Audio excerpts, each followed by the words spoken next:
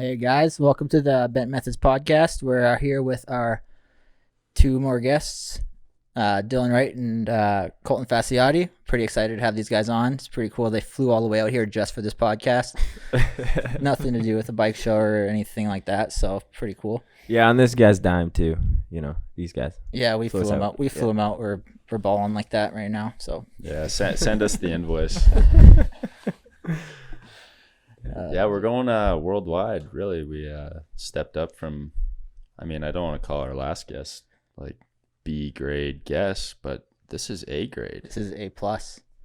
Yeah. Well, at least one of them. At least, yeah. Well, you guys can decide which one's which. Jeez.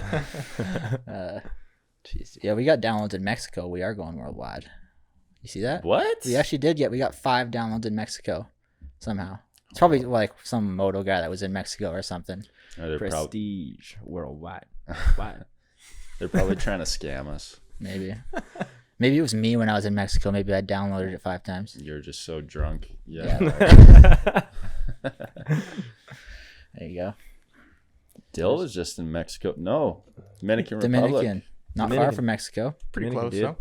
Well, not really. It's on opposite sides of the continent, but it's all right. It's fucking warm. It's all the same. It's plus. Yeah. It's in the pluses. How's the water? When I was in Mexico, the water was so nice. I just wanted to like sit in there all day. Yeah. Don't get me started about the beach we were on. Really? So it was rocky. And That sucks. But the beach was nice. Like the sand was all right. But you go in the water and it was shit. Did you go snorkeling? No, I'm fucking scared of sharks. Not happening. Dude, I get waist deep. That's it for me. That's it for you? That's it for me. Yeah. I throw in the towel. Go, fuck it. Go back to the beach. about as high as your flood pants. Those are your markers. Yeah. That's Get it. past those. No, I'm done. That's it. Dude, any more than that, I'm going to need some floaties. These old ladies got some floaties. Yeah, that's something we can cut out. No, you're good. You're good. We were going kayaking, so right, we get these kayaks, we start going out in the water or whatever, and she's like, oh, you think like my safety vest or whatever that thing's called, you think it's all right? And I'm like, you have your own set. Like, you don't even need that thing. You float, you'll be good. You got airbags, good to go. There you go. Oh my lord. So were you down there for Christmas or No. or right down. after? Yeah, right. We flew down on the 2nd. Oh, nice. Did 7 days and then flew back, I guess, Thursday night on the 9th, 10th. I don't know. We landed in Montreal and then I flew out here, literally. You didn't even go home? Just No, I kind of brought some stuff down there to come here with you guys. Yep. Yeah. And Big priorities for 2020. huge priorities. And put it in a backpack, and it was I only had about like 5 hours at Montreal. You just take a nap? No, chick took a nap. I watched our luggage. Yeah, watched my fucking Texas Mickey that I had in my bag that I brought back. Cheap rum, bro. Cheap rum. Yeah, is it? Yeah. I think we got Texas Mickey. It was like $60. Dang. Yeah, that's pretty good. Smuggling contraband. Yeah, but it's for the wedding, bro. Like, I saving ain't her for the down on wedding? that shit during the week. No. Just every day. Yeah. How about you, Colt? What went on for Christmas? Just a lot the kids? of crazy kids. Yeah. Dad Yeah. stuff? Dad stuff, crazy kids. Not much, really. Just Sorry, I enjoyed can't relate. Fucking birth control. I'll send him over for a couple weeks. Be good. Send him to him. Me? Why to me? You got to practice. You're well on the way. Yeah, there you go. Well, Yeah. a couple years away for sure, at least. Oh, Hey, I'll send him over for a couple weeks, and you'll change that to at least like Yeah. 5 years. Yeah, 5 years. Especially my kids. Yeah. Yeah, Hellions. They take Yeah. after their dad. Mom. Dad. They don't listen. Hardcore. So what you got? How many kids you got? Two or three? kids. Two Yeah. kids? Yeah. Both boys or? Keegan's 5, and my daughter is 3. Cool. Dang. Technically 3 if you count me. Yeah. 3, yeah. Yeah, no, I'm trying to get rid of you. Yeah. Nobody wants to take you I either. know. Adopt that one. Yeah, no one Leave wants it. to adopt that. Leave this one on the doorstep somewhere. That's it. That's it. Who do you think's gonna have the kids first? This guy or that guy? Ooh, This guy, I think this guy for sure, D-Dub. Really? Yeah. seems like he's ready to go. No comment, bro. Really, you are ready to go? Is that what that means? No, but the wife's ready to go. Oh, really? Wow. How old is your fiance? 24. Prime age. That's when the she's loins are French. right. She's French. So you live in Quebec too, hey? Yeah. Montreal. Drummondville area. Oh, yeah, Montreal. by, I'm like between Quebec. Kind of by Alverton. Yeah. Yeah, Like Drummondville. 20 minutes. Yeah, pretty close. Yeah. So I thought like the French way was to like not get married, have kids, not get married. Yeah, but What's the deal with that? well, the marriage postpones the kids a year, right? Because then you can't have kids. You got to get ready for the marriage. You know, she doesn't want to have like big belly at the marriage, so just postpones it at least a year. Yeah, but I'm saying you could yeah. you could at least save some money with the wedding. Just you know? skip the wedding. Skip the wedding. You don't need that. Nah, yeah. Yeah, I thought that was the French way too. It's Yeah. like they don't get married. I thought that was the Yeah, thing.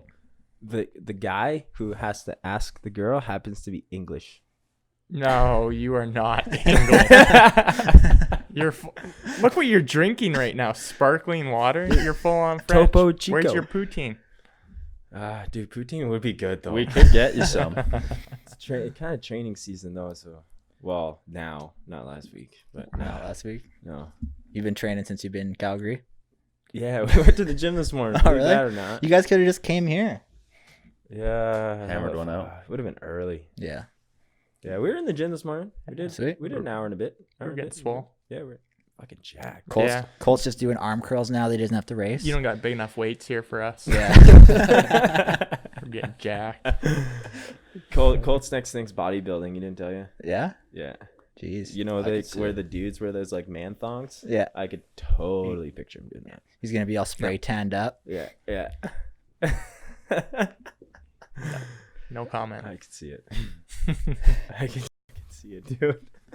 I'd do it. That That doesn't dude, surprise me. yeah, there was good silence there. That was good. I'm just saying, I'd try it. What, for like a month? How would you? No, showing off all my goods. You know, What goods? they're coming. Oh, Don't yeah? you worry, they're coming. Okay. They're hitting the gym this morning. I was too. So was I. You on the Performance program still? No, that's long gone. Oh, okay. News to Okay. me, sure. Are you on the Performance program? Nope. Are you on the Performance program? No, I ain't. Retired program. How many championships you guys got? Just saying. I have a Alberta championship. Super mini. If that counts for anything. Okay, Mathis. It's not, yeah, it's not, Yeah. 4-time Manitoba champ. it's not a Manitoba championship. No, that's Not the Yeah. same. I feel like it's better. Better. Like Alberta. yeah. How many riders are in Manitoba? People forget that Manitoba's even a province. Yeah. We got Ryan Miller. Does he still ride? Yeah, on occasion. He's got kids. I don't even know Yeah, what he had said. kids young. Yeah, he did. Yeah. He had kids when he was like 19. Good for him. Sure. Yeah. Well, so should we get the bullshit out of the way and start talking some brass tacks or what? All right. Sure. How much money did you make this year? Not enough that I don't have to work. So what are you doing now? What is your role with the team? I'm gonna be back at the races for the team, dealing with these kids. This guy. Unfortunately, I don't know if that's a good thing or a bad thing. It's good for me. Yeah. But yeah, doing that, and I got a couple other exciting things I'm working on with Gopher and that kind of stuff that will be announcing pretty soon. Sweet. Yeah. Do you miss it? Has it sunk in yet? No, I don't miss it at all. I've ridden once since Walton, and it was an absolute disaster. So I did like a few laps, came in or whatever. I was helping these guys do some testing on the new bikes, with Dylan being on the 450, and just did a few laps, came in, made a little adjustment, went into the first corner, tucked the front end, freaking scuffed my arm all up, was bleeding, bike flipped up right upside down. So I'm like, oh shit, I gotta flip it back over. Flipped it back over right away. There's oil coming out of it everywhere. Blew off the overflow line. I was like, I couldn't have lost much oil. We'll just put the line back on. All good. He gets on the bike, rides it a little while, and he's like, man, this thing ain't running very good. I'm like, no, it's fine. It's 450. There's nothing that can happen to it. I hop on it. I'm like, ooh, yeah, I think there's something wrong. Sure enough, Justin pulls it apart. Cylinder was cracked in half because it being upside down at like vapor locked or whatever. Yeah. So that was my one time that I've ridden since. And yeah, so I need to just stay off the bike for a little bit longer. Yeah. Yeah. So it must be kind of strange. Like this is probably the first like off season. January is usually like when we're trying to get our like all of our plans in order for like spring training and stuff. So this is like the first year in a long time that you kind of don't have that. You're not really planning for anything. Is that kind of strange? Not really. I mean, this time of the year it's kind of mellow for me. Like I usually don't go down until like February. I mean, obviously with the rain crosses and stuff starting, I would go down a little bit earlier, but yeah, it's I like this time of the year because it's kind of relaxing, so it kind of still feels the same. Yeah. I'm sure once, the races starting coming up and I see these guys riding and see other competitors on the track, I'll be like, I could beat that guy. Like, why aren't I out there? But I think I'm kind of at peace with retiring. Like, I knew last year, even just at the first round at Calgary, I was like, I don't know if I should retire. Like, I don't know if it's a good thing or a bad thing. And then after the first moto, I was like, man, that was like just grueling. Like, I hate this. Like, there is good highs to it, but the work that you put in and the work that you do at the races, and it's just so much effort, and just having my body feel the way that it did that day, I was like, man, like I know it's time to retire. Let's finish off this year on a good note and be done. So yeah, and you've done it for quite a few years, so it's not, and you've accomplished a lot, so it's not like you feel like you're leaving anything on the table or anything like that. Yeah, and I mean the tough part is I still am young. Like there's a lot of guys that are 34, 33, even 35 that are still riding. Look at Brayton, those guys, they're still going hard at it. And I'm only 31, but I think just for me and the career that I started so young at, started riding when I was 4 and pro when I was 14. It's a long career. And I mean, my first championship to my last championship was, I think, 10 years. So I've accomplished a lot and pretty much everything that I wanted to. Yeah. So, I mean, I'm pretty happy with it. Yeah. Did you ever have like other points throughout your career where you felt like that might have been it? This is time to retire? I actually wanted to last season, so it would have been after the 2018 season. Yeah.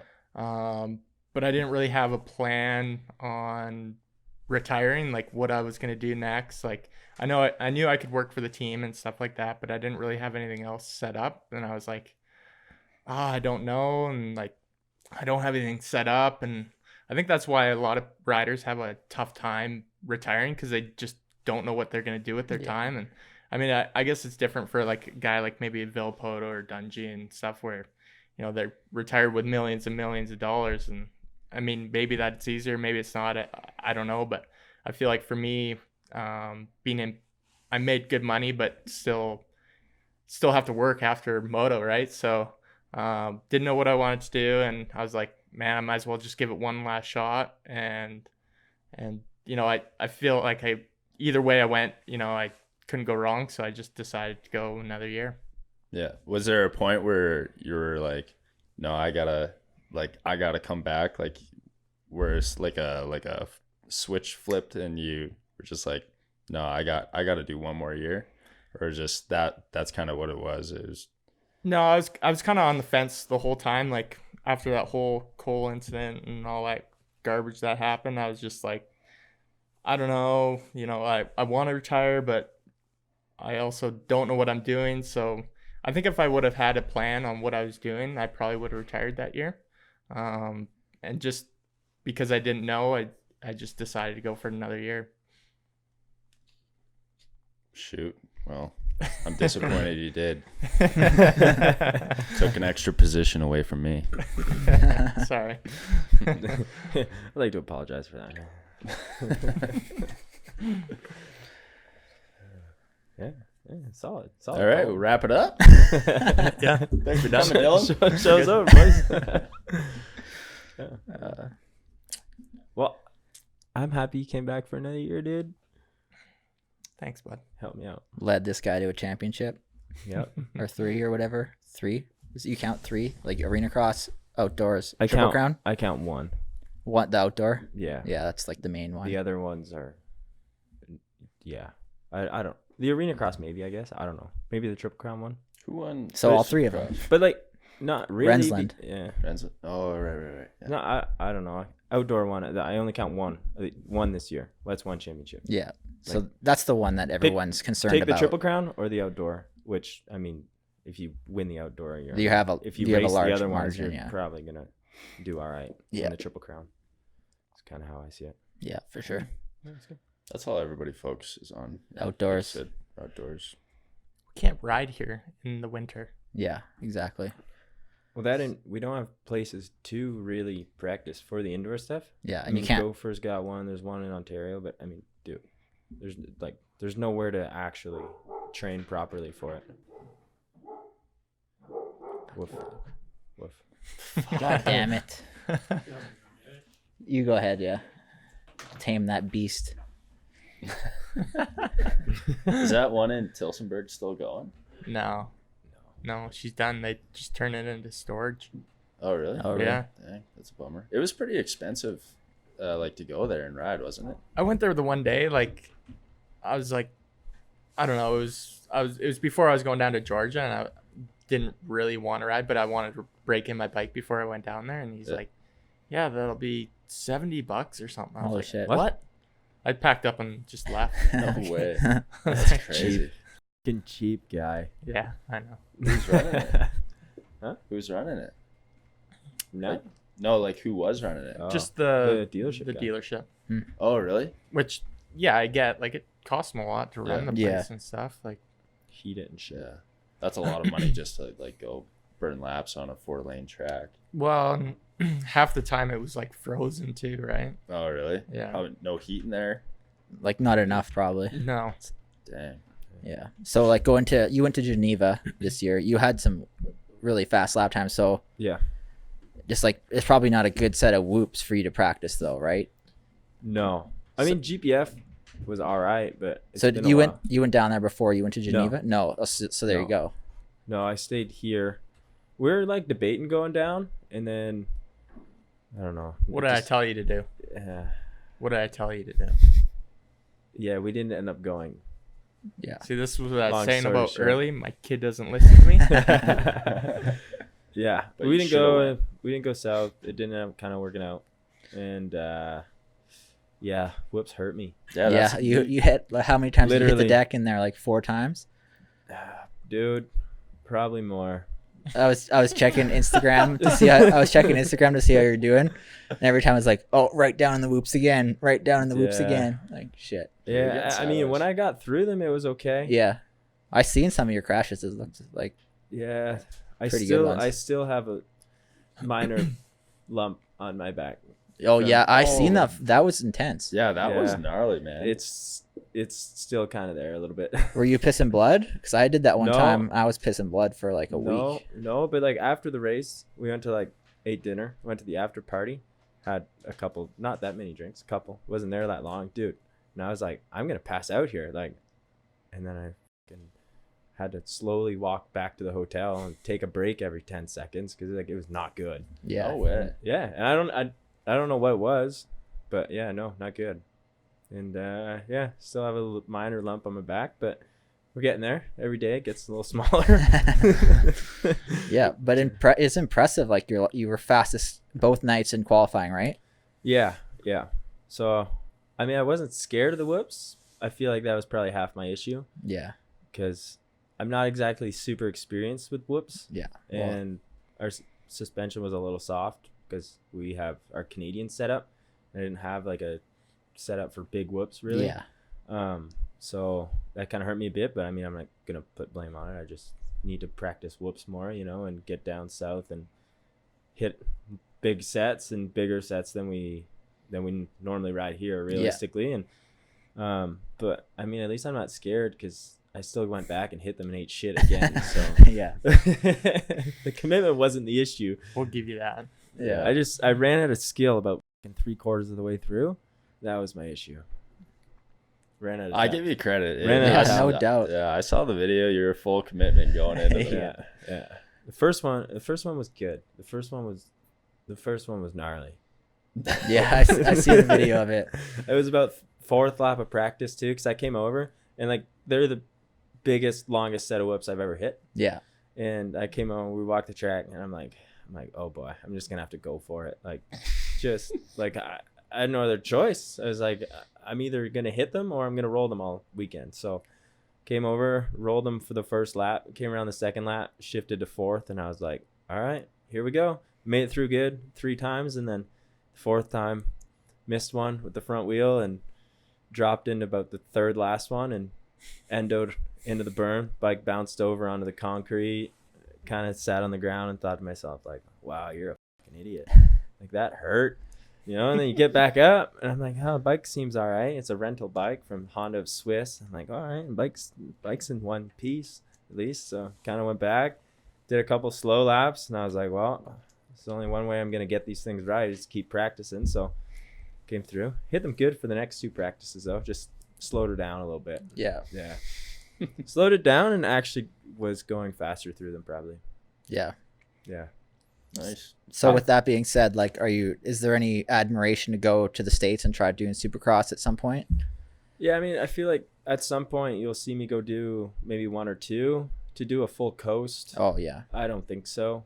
Not right now anyway, especially with moving up to the big bike. Like this winter, I feel like it's not realistic. Just got to get down, get lots of time in on the bike and not really have to worry about prepping for a race. Just kind of go down and just kind of keep riding, putting laps in, getting good seat time indoors and outdoors because we got to get ready for the arena cross stuff. So, I mean, I'll be doing some indoor riding, but probably won't race, but maybe next year, get comfortable, get a good supercross suspension setup and everything. And then maybe go down and see what we can do. But yeah, probably not this year, but in the future for sure I'd like to. I mean, with Colton stuff, he's kind of there to like watch us ride and give us some tips and stuff too. He's done a few supercrosses down there, so he knows a little bit more about kind of that stuff than I would. So down the road I feel like we'll do a few close ones, like cool ones, Daytona, Atlanta. Yeah. Kind of like the bigger ones and just kind of get our feet wet a little bit. Cool. Yeah, should be good. Yeah. Think you'll keep aspiring to race the overseas stuff? Yeah, I'd love to. I had a good time. Like, even though my results were shit and I hit the ground a lot, it was still like super good. Just it was still like really good experience, just experiencing going over there, flying overseas and like not really knowing what to expect. Yeah. And kind of doing that was good. And I mean, the Euro fans are pretty gnarly. Yeah. So I mean, it's kind of awesome. I mean, Eric's super good too with kind of getting us over there and the accommodations and everything. Cool. Like everything's already all set up. All we literally have to do is get on the track and ride. Like everything else is done. Work on the bike a little bit because Derek was over there with me and he's not exactly a mechanic. So do a little bit of bike work. Yeah, a little bit of bike work. A little bit, a lot. But you made a lot of work for him. He worked on the bike a lot that week. But yeah, no, it was good to just kind of get my feet wet doing that. And realistically, it was my first actual supercross type race, I guess, like other than the Canadian stuff. If you count that. Like Montreal, I guess, is pretty legit. Yeah. And then the other stuff's kind of like glorified arena cross. Yeah. Arena cross best of loop. But it was kind of good to like get my feet wet. And then I also had like cool guys to kind of hang out with Mookie and those guys. Yeah. And, just kind of hang out with those guys, make some connections and stuff. And it was good. Just wish I kind of would have been able to put better results in, but it's all part of the learning curve and just take the positives and the negatives and kind of work on it from there and just keep chugging along. And I think it'll be good even taking some of the stuff I learned there into the 450 class for up here with indoor stuff with racing a few guys that are maybe a little bit more experienced with indoor stuff, like Cole and Phil and stuff. Just kind of being able to have that to kind of work on this winter. I know what I need to work on. I think that'll almost help me heading into like the arena cross stuff in the spring. So Yeah, for sure. I think it's good to put yourself in like uncomfortable situations where you're not totally familiar with everything. That's kind of how you learn lots of stuff, right? yeah. And like when we went over there, that was the first time I ever started on a great start. Yeah. So that was interesting too. And I had a stock bike, and then all the other guys had like mod bikes. So That was your first time? yeah, I did like 2 at GPF with you before Daytona. What about Ironman? They didn't have it outdoors? No, they don't have it outdoors. No, not No outdoors. Not No, yet? No. No, it was Not ever? dirt. A dirt Yep. start. Dirt Dirt. start. Oh, yeah. Yeah.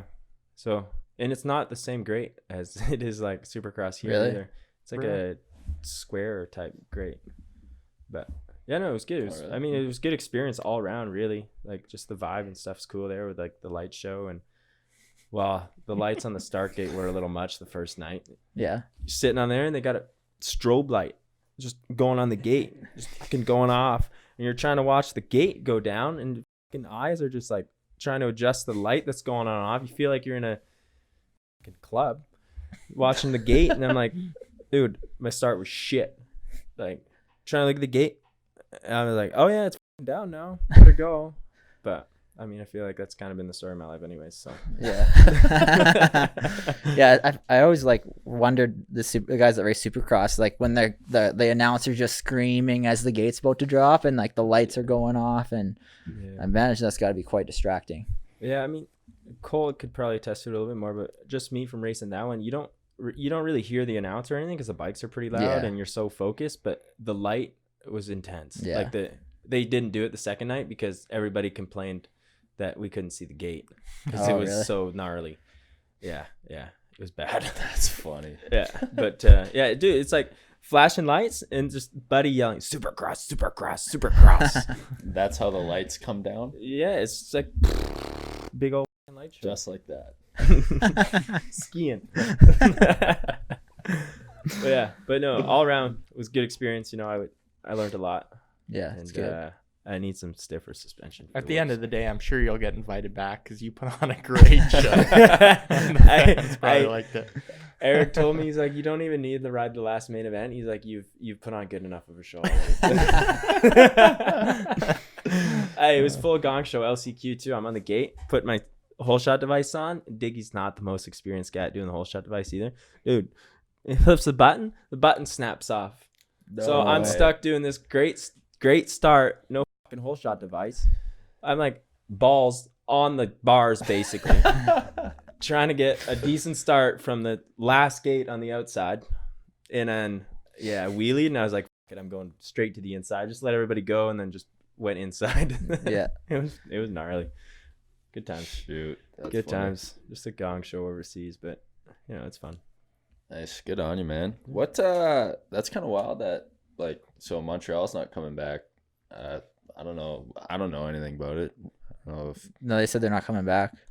Yeah. Montreal's out. Yeah. But like Or don't why?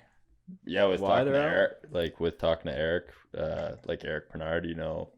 Yeah, I mean, You I deal didn't. with that or Yeah, what? I didn't talk to Eric too much about it. I know that a few of their events, that they're not having next year. Like I think Montreal and then one more over in Europe they're not having. But he's also like Hawaii's new, so he's like just changing stuff around. And I think Montreal was like I think he was supposed to do like a 3-year trial, with Montreal to see if they could get the fan base back. And I honestly just don't think it worked. Like I just think it costed him his cost to do the event and pay all the staff. I think it was just too high for the amount of people that they were getting in. And Montreal, like living close to Montreal, like I did quite a bit of press with them, so like they were pretty on it with like advertisement and stuff in the city, and like with stuff on TV and radio stations. And I don't know, it's weird that in such a short span, like I don't know how long they didn't have it, 5-7 years, Colt, something like that. Yeah. That they can't fill the building, because before the friggin' building was filled, the whole thing, and that now it's like the half building, and they can't even fill half of it. It's just like people forgot about it. And Yeah. I don't know. It's just a tough one. Tell it's JSR tough. to suit up. There'll be fans lining Yeah. up behind those doors. Yeah, but it's weird because they kind of did advertise a few like the big guys like JSR, Carl Vinecourt, and a few of the guys that were going to do a Legends race. Yeah, I didn't remember end up that. really being a race. It was kind of like a hot lap, but Yeah. and I mean, a few of the Quebec people were obviously stoked and went for that. But I mean, I don't know. I guess it's a tough sell right now. I don't know. it's Maybe kinda a shame. maybe the tickets are too expensive. Like I remember when we were going, they weren't super expensive, but it's tough, man. People don't have $400 to blow for a family to go watch a race. Sometimes, I mean, it's the way she goes, I guess. I don't know. It's tough because I wish we could fill every building we go to because it'd be great for the sport, but Yeah. shit happens, I guess. Just part of the economy, and like inflation still going up, even though economy's in the shitter. So That's it. it's kind of tough. That's it. And I mean, unfortunately, are you gonna go, or a family gonna bring someone to watch a Flames game here in Calgary, or go watch the Arena Cross like last year here at close to the Saddle Dome there? I mean, people are going to the party across the street that's free in the parking lot rather than coming to watch the Arena Cross race on the other side of the street, which is probably more entertaining in the short term. But I mean, it is what it is. Yeah. We need to, I don't know what the key is. We need to get it out there more, I guess, and get more people like involved in the sport and kind of just get it rolling. But it's tough, and the promoters don't have an easy job. Yeah, That's no for doubt. sure. Yeah, and we were talking about this in the last like couple podcasts. We talked about like how like Can I the touch sport. on Montreal again? Yeah, go ahead. I feel like we just need strippers, and they would fill the place. Yeah, here you go. You just got to get people. Like I feel like if you get people to the race, they'll realize how entertaining it is. Like we were talking in the last couple of podcasts about, like I think the sport is so amazing and it's like so entertaining. How people aren't like grabbing onto it. There's so many different variables, and like you just got to get people to the race. And I don't understand why people don't like latch onto it more. I think it's like maybe a little one-dimensional with just the racing. I don't know. Like maybe Need strippers. But is NASCAR any more than one dimensional? Yeah, but I don't know. They kind of like that's kind of what we were talking about is like they relate to it more, you know? I guess. As somebody hops in their car and they get in the zone and they feel like they can visualize driving a NASCAR. I don't know. Whereas moto, it's a little tougher, but I can do that, and the fucking cop just pulls me over and writes me a fucking massive ticket. exactly. But I don't know. It's like I think if they can turn it into more of an event or something. Did they do the dune buggies this year? They did like the Montreal? cars. They did the cars. Dune buggy cars, but they didn't really let them jump anything. I feel like It was pretty lame. Yeah, and they broke a gate, so there was like 45-minute delay because the gate was snapped off from a car that ran over it. That's not good. Kind of ruined the show. But I mean, I feel like Colt might even be able to touch on it more because he was in it when it was like super big and raced it when it wasn't. Like I don't know. I don't know what's changed. I don't know, man. My brain don't work that good. Well, it's hard to pay. Smart. It's hard to pay attention to all that stuff when you're racing too. Like yeah. I mean, it don't matter if there's 5 people in the building or 500,000. I mean, you still want to win. Yeah, your focus is on the race, Right. not who's in the stands. 100%. But What do you mean? Honda shipped you guys in here to grow the sport. That's your job, man. Come on. we're fucking trying our best here, dude. I mean, got 2 half decent looking guys, I think. Oh wow. You know, I mean, At least one. one half decent looking guy. I don't know. I don't know what it takes. Strippers.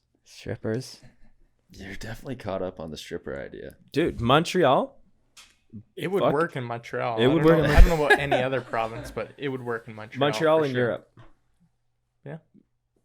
Rockstar chicks, no tops, fill the fucking building. Yeah, actually, you're onto something there. Montreal and Europe. Guaranteed. I'd show up. Maybe not for the racing, but I'd show up. Yeah. I don't know. Maybe the beer was too expensive at Montreal.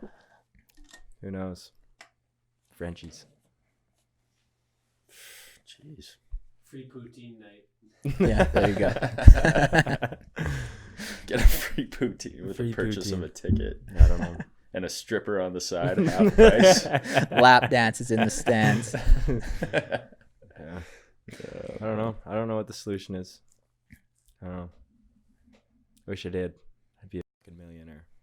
Yeah. Yeah, I race dirt bikes. Not that smart. Yeah. Yeah. Well, you can always be an event promoter after racing and get the strippers out there. And I'm bringing start Montreal in the back. dough. 33 years old. Bringing Montreal back. Quads.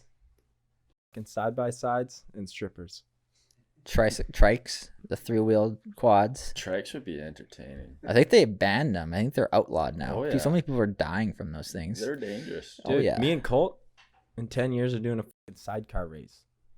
He That- can drive. I'll sit in the fucking cart. Do you guys ever watch those? Like, I think he was like on after Supercross last year one time, and we Gnarly. watched it. Like, holy crap, these guys are insane. Yeah, it looks nuts. Yeah, the poor guy in the cart, dude. Yeah. Imagine you have Dylan Wright driving your car, and you're in the sidecar. Like, shit, I have no control over this. I'm I would, dead. I would take out an insurance policy for that. Life insurance. Yeah. Yeah. I'd pay extra too. Yeah. Yeah. Why? What are you saying? Sketchy or what? At times, we're all sketchy at times. Not me. Oh yeah, not I just you. peter along. I don't really get. How to about this.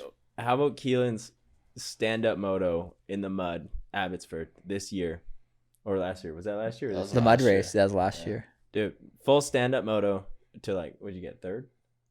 I Fourth? don't know, man. Dude, he led That was like an a lot of that main event, standing up, It's like an enduro cross race. barrel racing the inside of the track. Would your seat fall off? No, he just I just didn't know what to do, man. He's those long, lanky He's legs. 8 feet, fucking long legs, and I'd like put my leg on a hay bale or whatever the hell they had out there, and just like do a little pivot, get it all around. It was working, but Yeah. it worked pretty good, dude. for a bit, Was that last year or the year before? I think That's the year 2018. before, Oh, I don't know. 2018. That was Cole just won it, dude. survival. I won that one. Yeah, Colt won it. Oh, Yeah. shoot, gosh! Cole won it. Don't steal my thunder, man. Come on. Cole didn't win it. Dylan was just pumping my tires a bit. I appreciate that. I liked it though. I wish I would have. How many taken- laps did you make it, Dill? 2 years ago? Yeah. The green one. That was about it. That's the flag I saw. Was the green one. Yeah. And then my bike was smoking. What did I tell you to do before that, Profusely. son? Don't to touch the clutch. Mm. How about Gurky like blowing his clutch out at that race, and the bike wouldn't even move? No, his was 10 times worse. I Really? didn't. I Yeah, don't I didn't make remember. it up. I didn't make it up the finish line. Really? Oh, I don't it remember. sat there in a big white cloud. I feel like my qualifier was not bad, Don't even try to defend yourself right now. but It's dude, a losing cause. yeah, that was a rough one. I learned though. I learned from that one. In They- the mud, they don't touch the literally clutch. Took the clutch out and it was melted together. Like they could not possibly get the steels and plates out. They just took it out, right in Took the garbage. fucking basket out. Cooked. That's crazy. I just remember Gurky, same thing, like clutch fried, sitting in the whoops, pinning his bike and looking back at his mechanic, be like, "What's wrong with this thing?" Chain came off, bro. I love that when they're like looking at their mechanic, Yeah. what the fuck is going on? I remember one time at Milestone, Villapoto was, or like Tyler Villapoto, I think he was on leading edge. He was doing a moto and his bike blew up and he just like dropped his bike and he was just losing his mind at his mechanic. Like, what the fuck? Like, what do you expect your mechanic to do at this point, man? Yeah. Push it back. I don't know. I guess. I believe I left a bike on the middle of the track once in my younger days. Just Yeah. left it there. I don't think I've done Not that. proud of it, but I probably did it once. I think I have heard that story too, actually. Just once. Only once you did it. On my favorite track too, I think. Mm-hmm. What's your favorite track? Gopher. Oh, really? Love Gopher. Don't you guys love Gopher? I hate Gopher. Yeah. It's the best I mean- track on the fucking circuit. I like the water truck roads. They're good. The Blair Morgan roads. Yeah. Yeah. What are those fucking yellow pickets? Yeah. Yeah. Just hit them all. throw them off to the side. The only time I ever left a bike on the track was I don't know if you wouldn't have been racing yet, but Morden 2011 or 2010. 2011. Mud It was a 2011. heavy mud race. I couldn't even get my bike out. They had to get the Bobcat out and scoop it and Cool. carry it back to my Yeah. trailer. That was when Moff, I think he like hole shot. Yeah, he that lost race. his boot. He lost And his it boot. Hole shot and then went flying into the boonies. Yeah. And left his bike there and left his boot there. Yeah. That's awesome. Yeah. Man, I was so pissed that moto. I was in like 6th. 2 laps to go and my bike blows up in the mud and I'm stuck. Yeah. Where, did they run both? Yeah, they both did motos? because I couldn't Okay. get. We tried to swap a motor, but by the time you wash the bike, it took like an hour to wash the bike. There's no way I was getting the motor out of my practice bike into a race bike. Yeah. I was like, it's always in Manitoba. Yeah. The mud races. That's Or always Regina. Manitoba this year. Yeah, or Regina. Regina, Which was worse? What do you guys think was worse? I guess only you can attest to it. I but wasn't there. Morden, Oh, I was at Morden, yeah. and then there was Regina 2014. That one was. I don't know which one was worse. They were both really bad. I don't know, dude. I had to race Regina. Same kind of dirt. with Yeah. a flat So front heavy. fucking tire. Where? Regina. The flat 14. tire? Yeah. Try doing that shit. In the mud? Yeah. Ooh. I don't know if it makes much difference. Dude. I didn't think it would make a difference until I was looking up the side of a fucking cliff. Oh yeah, I guess. I was going in a straight. Well, I mean, 2K14. Excuses. I don't know. We'll just blame it on the tire, but yeah, that was a rough weekend. That was a bad one. And then how about like after the race, they were like refusing to pull the rigs out, and there was there was a big shitstorm because they wouldn't even pull the rigs out until someone paid somebody. Yeah, I think we ended Oh, up I staying the night because no one would tow us out. Yeah, I heard about that. yeah, that was a shitstorm. Oh yeah, you weren't racing. You had a broken arm or something. Yeah, I heard about that. The CAT operator was like getting fed up with pulling all these people or something. Yeah. Yeah. Dude, my helmet was so heavy. I got so much mud on my visor that my helmet was like this, and I was trying to ride like this the whole way around. Dude, I feel like I wish I could have had someone on the back of the bike the whole moto. Yeah. Just like from the pits to the line was good, and then the rest was garbage. Yeah, I don't know. I think that might be the worst mud race I ever been in. Is that Regina one? Yeah, and it was sunny day too. Yeah, and that's what made it worse because it tacked everything up and made it so heavy. Yeah. You guys didn't ride Saint Tech. Oh, I watched that on TV. That was pre my time. Yeah, it was pretty bad. There was like that high deep of water, and you just like hydroplane over it. It was gnarly. Jeez. Wasn't there a gnarly mud race at St. Julie too? Where like people were struggling to get up the hills? No, that was the other one, like Joliet? Joliet, yeah, where Joliet. Blair rode the That's right. On sled. the sled. Yeah. Yeah, that one was gnarly. Yeah, Yeah. that was sick. He probably should have just raced the sled. He probably would have won on that.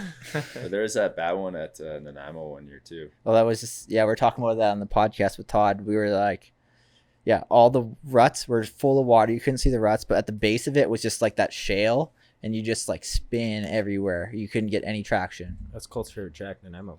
Yeah, is it actually your I favorite like track? that track? Yeah. I like it if it's not raining. I think that was when you were number 9 that year. I can't remember. 2012 or 2013. 2013. Might have been a mud race in Nanaimo. I can't remember.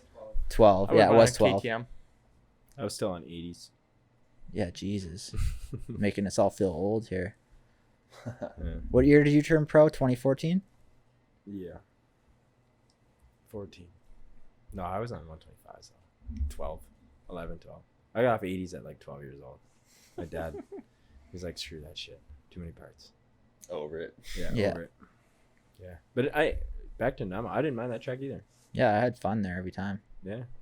Fun track. Jumpy. Good That was for alright. good for cleaning guys out all those 180 bowl turns. Good scenery. Yeah. I always enjoyed the top section, smelling the nice aroma coming. Oh yeah. I'm sure you guys all know. Oh, Oh, yeah. yeah. Back straight. A Yeah. reminder to loosen up as you go. Shit. Man, I had arm pump at the bottom, but at the top there, it just completely went away. I don't know why. That's funny. Mixture of CBD and THC. Hell yeah. I think that's what it was. Gosh, I don't know. Yeah, That's funny. good times. Anything No. goes in the Nanaimo. Yeah, island life. Just full sand. Yeah.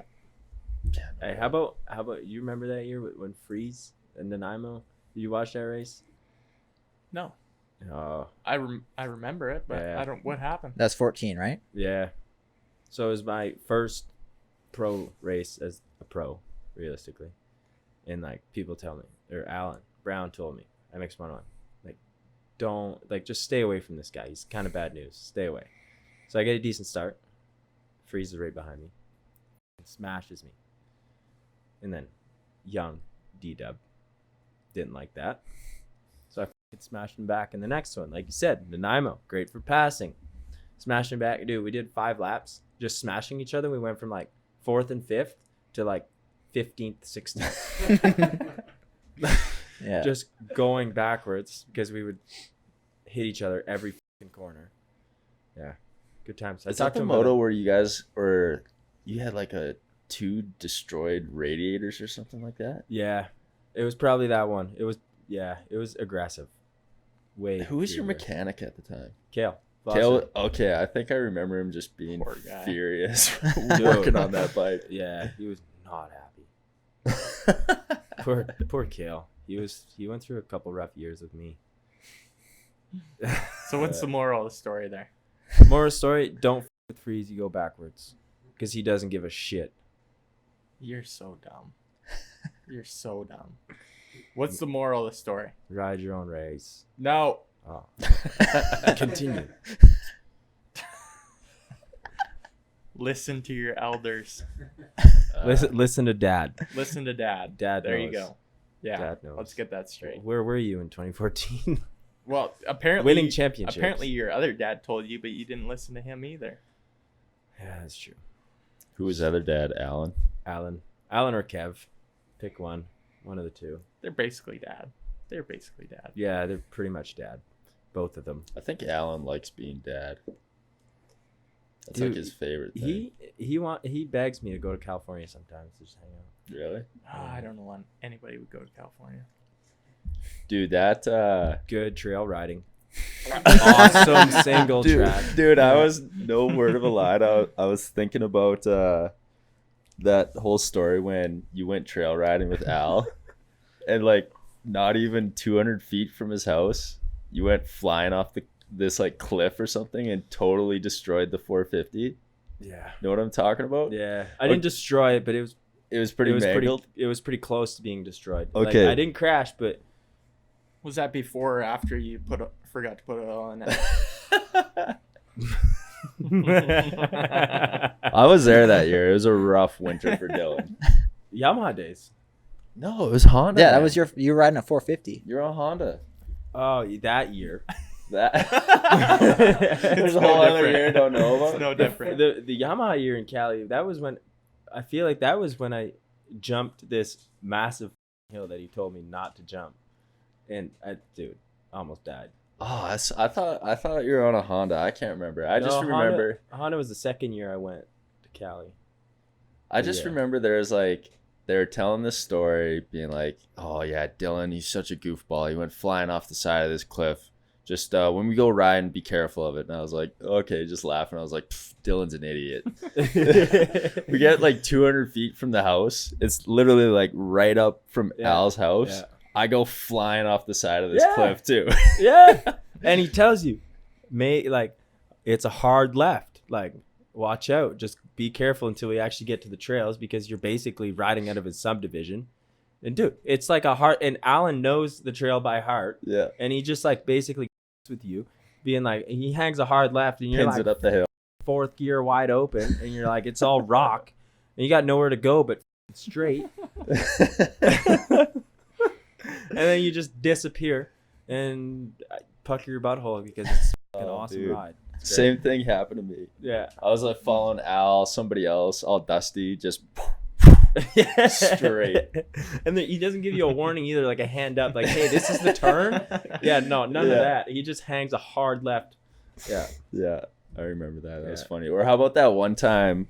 I think it was just you and I. We went riding that Yeah. hill track. Yeah, we did And then what what did they call it? Coronadilla 2.0 or whatever. Yeah, something. yeah. That track's like so beat up. What'd you do to your bike? I can't remember. We were out there. You're like pounding a moto. Well, It was a rough year on the Honda. First year on the dude, team. they don't know half this shit though. Like Dickie don't know half this Well, shit. hey, he Well, he does now, He had I to be guess. questioning why so many parts were being sent to California. Yeah, dude. Actually, U.S. Honda helped me out a little bit that winter.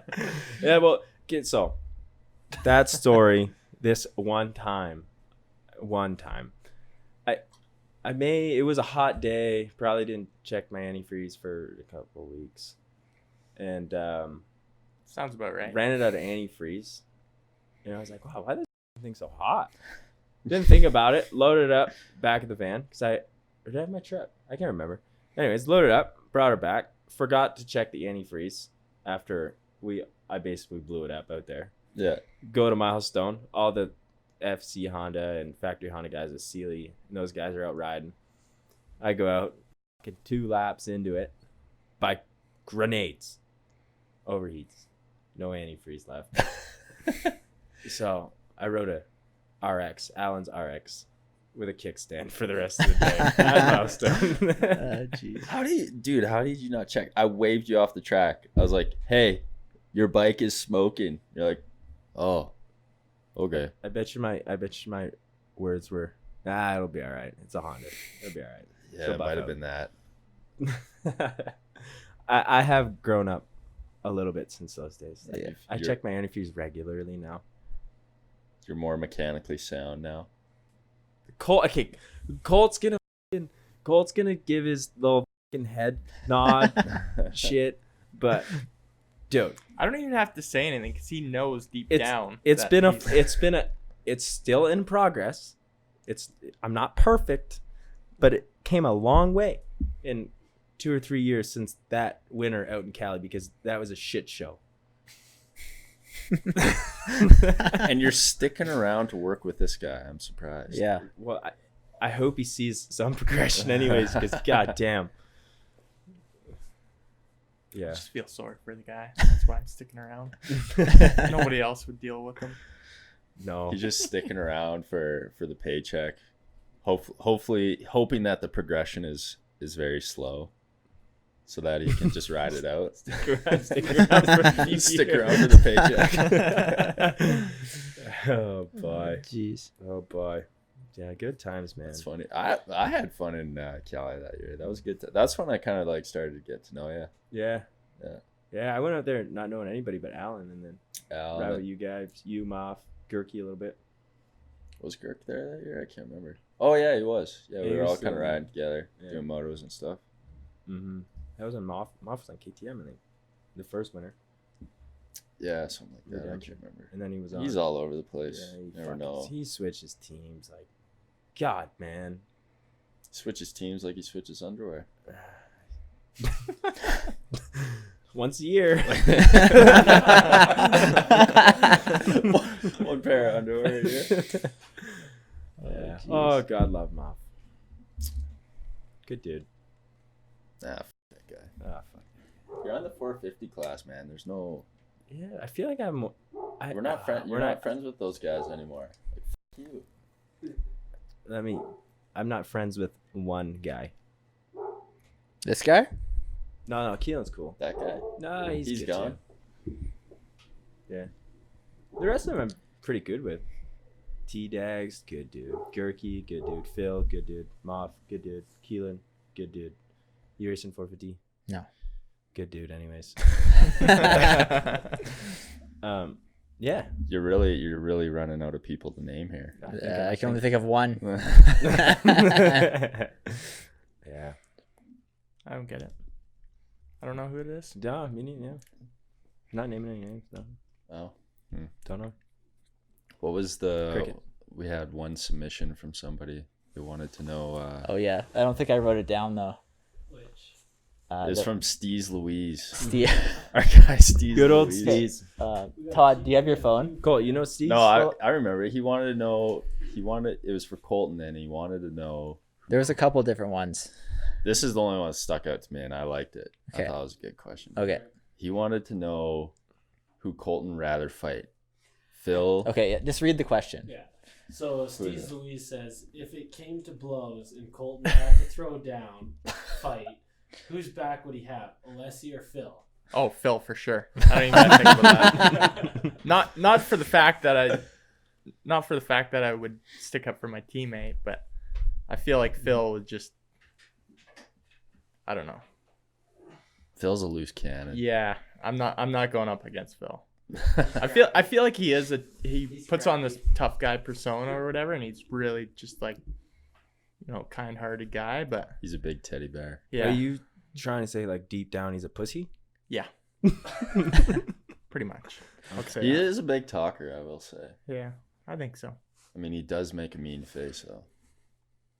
And he's Yeah. pretty good at pointing the finger, too. Like, it's a nice stern. Yeah. And what's the joke on Pulp? Like the throat slit gesture? I think Alessi saw it this year. Oh, yeah. Yeah, Surprised. Somebody had to. No, there was another one from Steve Louise. It was like he wanted to know about Dylan and what was it? CT16. Don't know who that The is. rivalry. The rivalry. We don't need to call names. Yeah, we don't I don't name know what names. rival we were talking about. No rivalry. Okay, there's your question answered.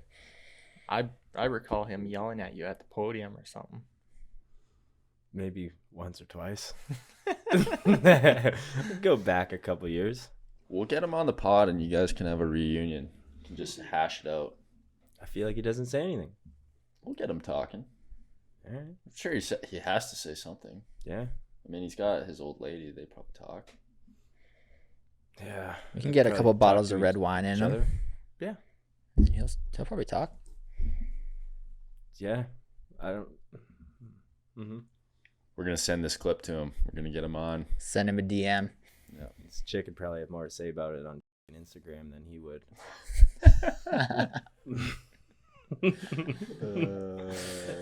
Yeah. Keyboard warrior. Actually, she's actually yelled at me a few times too. Really? Herself. Yeah. Yeah. Yeah. Anyways, that whole situation. Yeah. I feel like I'm older and mature now. Maturer. You're a wise old man. Maturer. I like how you raise your chin when you say that. I'm more mature. Mature. Mature. That's almost French. Yeah. But if there's one guy I'm probably not going to leave much room, it's going to be him. So I don't know where we go. Steve Louise' next question. Go out, ride your bike. Yeah. That's it. Mature. 5 people you Ride. hate racing. Steez is on a roll. Yeah, he's got Both of you gotta answer it. He's our number one. Oh, number boy. one him or fan. Cody Litta are the number one. Number one fans. I guess. Are they regular like tuner inners or how? I don't know. They must be, I but didn't even know we they're had the ones- tuner inners. know. I didn't even know anybody they're the ones that was. had the most questions. All right. All right, So what's his name? Five people. Colt hated riding against the most. that's what it's me. You're I'm going first. You're going Okay. first. I'm gonna go with let's go with Mike Treadwell. Only because like my first pro season, he wanted to kill me.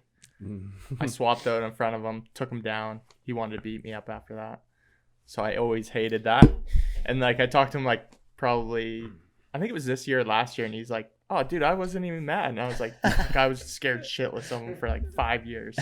Are you going in like order of like not as bad to like the worst? Yeah, maybe. Okay. Yeah, and I don't know. No particular. Okay. No particular. Yeah. Okay. My good buddy Zach Zager. Only for the fact that he took me out a couple times. More than once. More than once, but no, I think it was just once actually. He might have cost me a couple positions here and there, but Little lapper issues. yeah, I think it's just unfortunate events. But he's my good buddy. I love was Zach. gonna say he doesn't do it intentionally. Yeah, exactly. So that's 2, 3. Ooh. Let's go with Jeremy Medallia. You raced him? Yeah, I've raced him a couple times. Oh, Yamaha. That was another- where he Yeah. rode for MX11 that 1 year. That was another question from Steve Louise. Where's the beef start? The beef? Wait, Apparently, you guys had beef at a Blair Morgan ride day or something. it was probably about Are we a getting line into we that blown now, up. or are we gonna go through this 5? Okay, Yeah. let's go through the 5. Go, Okay. go through the So I'm 5. at 3. 5. Am I at 3? Yeah, you're 3. Yeah. 3. Jay Burke. Oh, Jay Burke. He's tough. I love the guy, but he's the worst guy to pass. He's tough to pass. Yeah.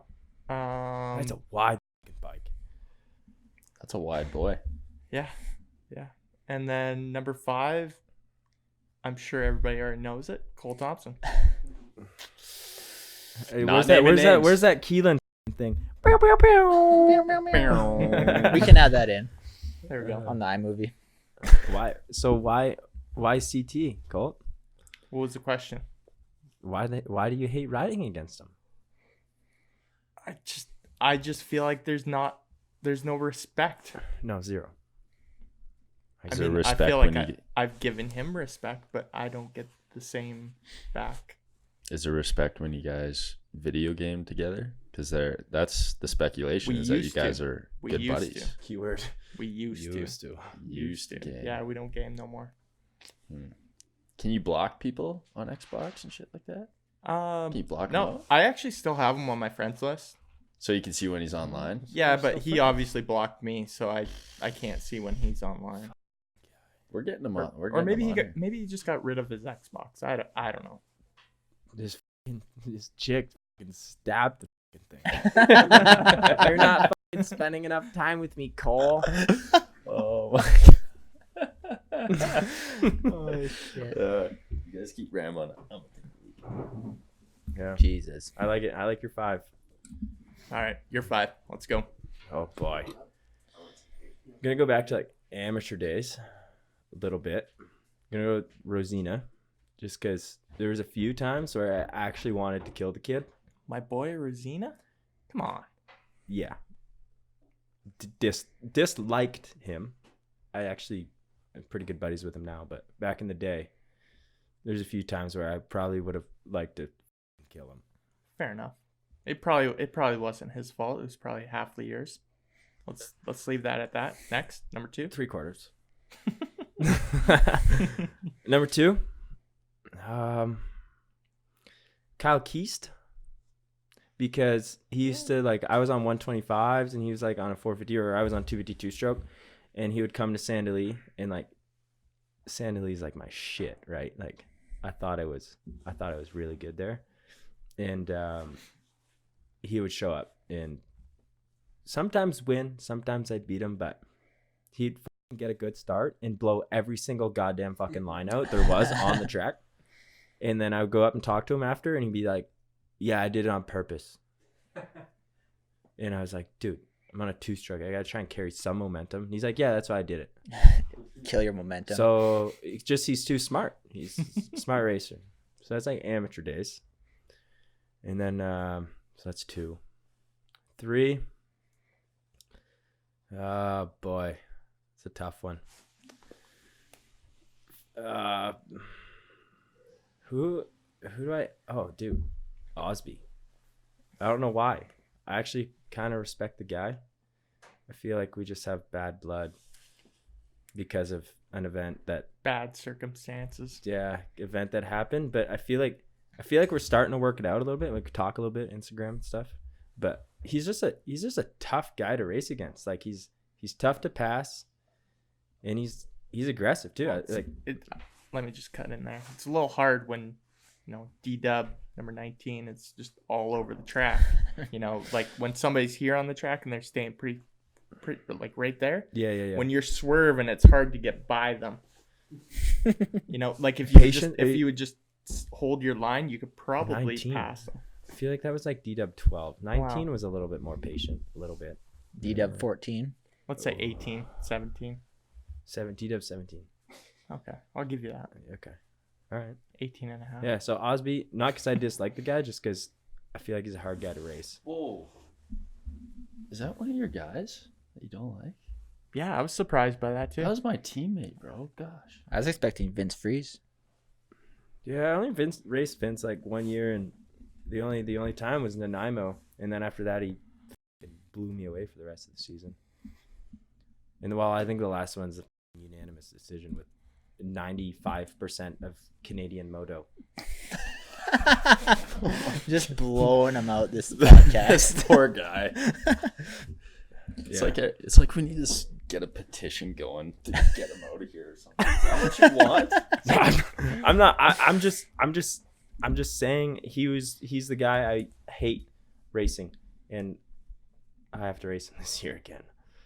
But like I said, more mature, D-Dub, hopefully gonna calm, cool, and collected. a little bit better, a little bit. I'm not trying to like give myself a pat on the back here. I know there's a lot more work to do, but a little bit better, you know. Just gonna be patient, not do anything stupid. I feel like Colt still fucking owes him one, and I'm pissed off that he didn't do it before he retired. He didn't need to. He was out front. He was out front, but yeah, That was payback. Yeah, there you go. I don't think he's that bad. I think he wants it so bad that he just doesn't think about like respect or anything like that. He just wants it so bad. and I mean, I could almost attest that a little bit because my first 2 years of pro, like I wanted it so bad, and I didn't give a single shit about anybody else on the gate, like zero. And then, as you kind of grow up a little bit, Colt's gonna laugh again. You grow up a little bit, you tend to respect guys like T-Dags, Pettis, Welton, Osby, you know, all the guys that you're racing against every weekend, because like it or not, they're going to be racing against them the next weekend. So you do them dirty, they're going to do it back. Yeah.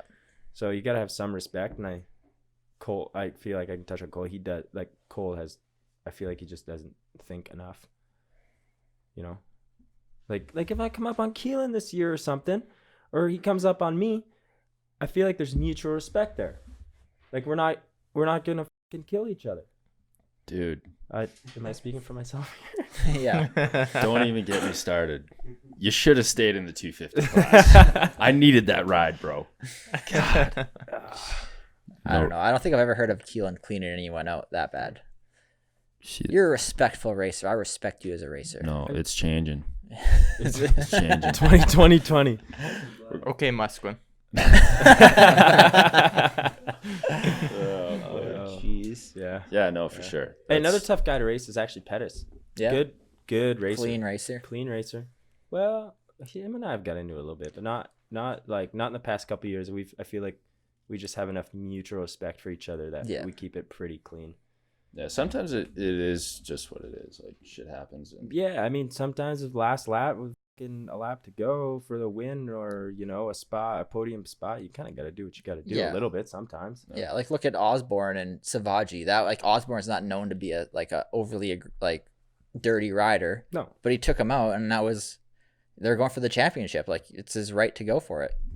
yeah, I know 100%. I mean, that's a big paycheck. yeah, that's the difference between adding a zero or not adding a zero to that paycheck. So. Yeah, but yeah, Jess, awesome racer. I have a lot of respect for that guy, actually. Yeah. Lots. So, yeah, good dude. Colt actually worked with him a little bit too, so he can probably test it too. Good dude, good kid. He's my age. Good dude. Kids. Tough racer though. Jess will put up a fight until he can't fight no more though. Yeah. Oh yeah. Yeah. I'm proud of you, Dylan. You've come a long way since the first time I met you. Thanks, buddy. You were just squirrely. I mean, I'm not saying I wasn't. Thank God I did. Yeah. Thank God. But there's still a shit load of work to do. Yeah, don't get his head too big. Don't pump. Fox doesn't make big enough helmets for that. Here we go. Oh, jeez. Here we go. That's just how it is always, though. There's always work to be done. And I guess that leads, like my question was, so I guess like over the years, you can kind of compare your career in some ways to like a Cincerello, where like you had lots of speed coming out of intermediate, and you lacked the consistency, and it's like over the years you've gotten better and better. And okay, do you think that like it almost sets you up better for the 450 class, having a couple years of struggling and kind of finding where like you kind of building the mental strength over the years of not being where you want to be, and then you finally like Cincerello, like at the beginning of the year, remember he had like off-track excursions, you had off-track excursions, but by the end of the year you built it up so like you were like rock solid by Walton. Do you think that kind of sets you up a little better for like going into the 450 class? Like look how much success Cincerello's had going into the 450 class now, like even just a couple rounds in. Like it seems like that, like going through those stages has kind of helped him going into the next step. Yeah, I mean, I feel like adversity kind of helps you the next time you have adversity, like just mental strength and getting through it. And I mean, dude, I'm not gonna lie, there were some times I was like, I'm hanging the boots up, I'm done, like just frustrated, stuff's not going right, whether it's crashing, bike issues, whatever. And I mean, it's not easy, and it's not easy to continue like going to the next weekend. Like, I don't know if my bike's gonna hold up sometimes. Like my first couple of years on Yamaha, it's like, it is what it is. And it was probably 3/4 my fault that the bikes were not staying together, but 99%, 99.9% my fault. Yeah, pretty much. But I mean, you just get through it. It's like a phase that you get through. And I mean, hopefully that doesn't happen again, obviously. But yeah, I mean, mental strength is huge. And I mean, once you learn how to like deal with yourself, because it's different for everybody, like the way Colt or Keelan or yourself would deal with something is completely different as the way like I would deal with something sometimes. And I mean, I feel like you're always learning too on how like to mentally like get over something yourself. But yeah, I mean, going into the 450 class, like those guys have been built their racecraft for so many more years than I have. It's going to be kind of like learning a little bit the first couple of races too. And like the 250 class, you just pin it and go. 450 class, a little bit more strategy involved into the racing. And I feel like even coming from where I had no race strategy kind of maybe at the start of the year, not this year, but maybe at the start of like my career or the first couple of years, into like race strategy now, like I feel like that's going to be a huge thing. And even this year, like just kind of growing throughout the year too. Like, yeah, like Calgary had a like gnarly second motor, and I was like, okay, I got to learn from that, because that can't happen again. Like if I want to win this championship, I can't do that. So, you kind of just learn each time. And I feel like I've had my fair share of learning. So, I mean, Colt's kind of helped me out with mental stuff too, off the bike and on the bike. And yeah, I mean, I feel like I'm in a good spot going in the 450 class with him as a mentor, and with like the bike setup that we have on the team. I feel like jumping right into it's not going to be super difficult, and it's kind of just going to be natural. But yeah, I mean, it's going to be a little bit of learning the first couple races for sure. I got experienced guys like yourself over here.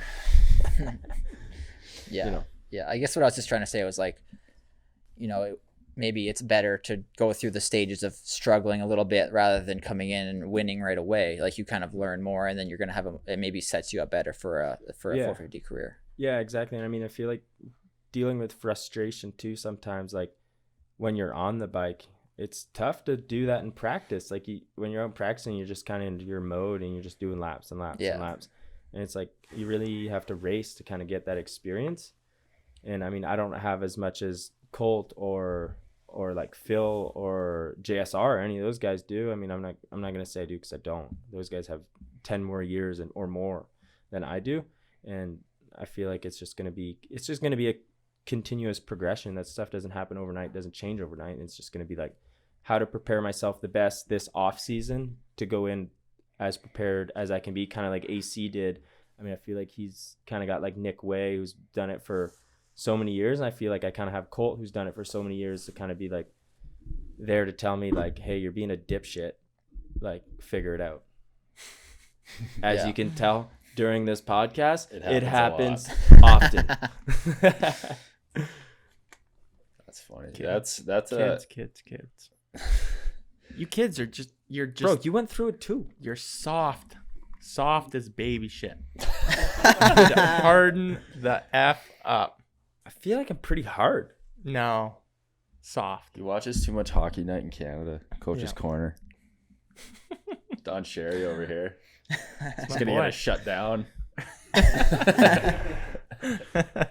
Don't say any Don Cherry stuff on here, you people. Might get kicked off our podcast. We might get shut down by the Triple Crown with all the Thompson talk. No, man, I don't think they even listened to it because, like, what were we talking about last time? We were like kind of like ragging on, not like ragging on the series, but like saying some shit about it, and then But it's they're all like, stuff they know. still share it. And Dude, whatever. they know what they need to work on. Yeah, They're like I'm not. No, those guys are doing a good job, and I know it's not an easy job, but I wouldn't want to do it. that. What would we do if they left? Me and you, the bent methods. Go Race crawl back season. to Stally. Yeah.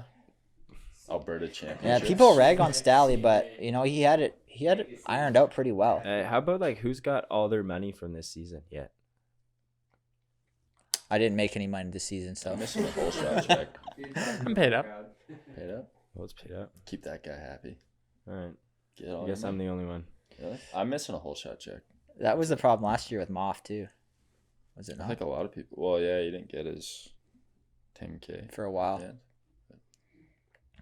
No comment. 250 guy don't really matter that much. No comment Yeah. on the 10K. Nobody likes you. No comment. No comment. It's coming. Don't worry. Be here Christmas next year. They'll pay it in It's like- installments. Yeah, it's like that Christmas Vacation movie. Waiting for my fucking Christmas bonus never came in. I can't dig my fucking pool. Yeah, yeah. He's got rings to buy, pools to build. Yeah, a wedding to pay for. Yeah. I mean, this guy knows it ain't cheap. Oh shit, that ain't cheap at all. Colt knows it ain't Mountains to cheap. build. Mounts to climb. Mountain equipment co-op stuff ain't cheap. You guys went cruising around there? Where? You went cruising around there today? Mountain Equipment Co-op? No, just Drummondville, bro. That's where I do my mountain climbing. Yeah. Inside joke. Inside joke. Gotcha. All right. Fine. You guys. Yeah. It shouldn't be that high over. What? Like, come on. We were talking about it earlier. We were? Mountain climbing, dude. Oh yeah, with Fucking them. boulders. You know what I'm saying? Like, yeah, I didn't know any mountains were around Drummondville. Like, jeez. There actually is a couple. I forgot Yeah. I was. There actually is a Believe it or couple. not. I forgot about that inside joke. Inside joke. I hope the old lady don't listen to this one. You're I'm getting good. a fucking divorce before the marriage. She can't understand English that well. It's when Yeah. It's when she watches and he's this. You're talking about grabbing the clutch and the brake. Yeah. Or she'll see this at the beginning too. Yeah. Circle jerk. Strobe lights. Yeah. Strobe lights. Yeah. Good times. Actually, yeah, like back to the elaborating on the whole mentor thing. Like I actually had a question for Colt, and obviously that's a huge advantage having somebody that can, or being able to go under somebody's wing, and that's maybe like a difficult thing for a guy like Jared and I who are more so doing it on our own, whereas like you have somebody that's well honed and experienced. For yourself being in the industry as long as you have, what, I guess, would you say for the average racer like myself or Jared, 450 or 250, what would you say is like the biggest thing that we're lacking, or that you could generalize as a whole? I know it's a broad question, but It's very broad. it's all right. That's there's gonna need to be a check in the mail next week. What do you mean? We flew you guys all the way here to ask this question. Yeah. We need the details, man. Let's hear that one more time so I can digest it. Like, yeah. What? It's all right. We can cut it out. You think? No, like I mean, like their mic. Can't hear me? Your mic. What? There you go. You're good. Yeah. All We're right. quiet. Phil Poto. Is it? Team tight? Team tight. Uncle Tito's. Yeah, like what like for me, that's where I'd feel like having a huge benefit is having somebody that I can learn from that's done it before me. And that's where like Dylan has a good advantage having you.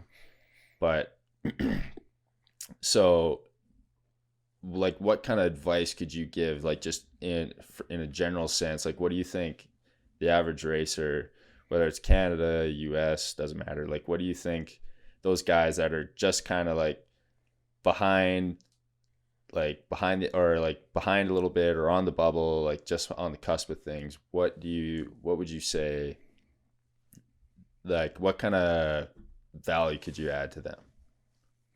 I don't know. Like, I don't think I think Dylan, for instance, he knows a lot of the shit that I tell him. He just doesn't do it. It's like, just inferring it on him. It's inferring it and just instilling it in their memory and in their brains. It's like when I go practice, like that's where I work on stuff.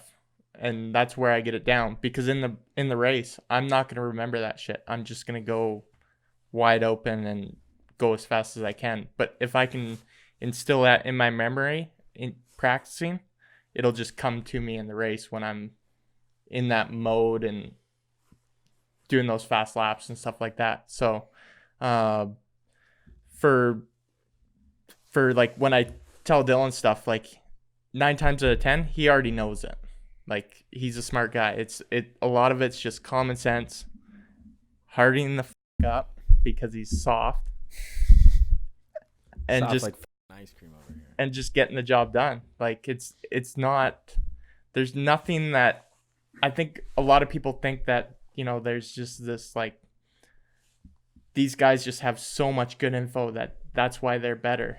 It's not really the case. It's just they know and they do it. It's just I don't know. It's hard to explain, I guess. Like repetition. You're just repeating. Or having it relayed. You're just like getting the same thing. Like just even the littlest tiny small things, just repeating it till it's just habit.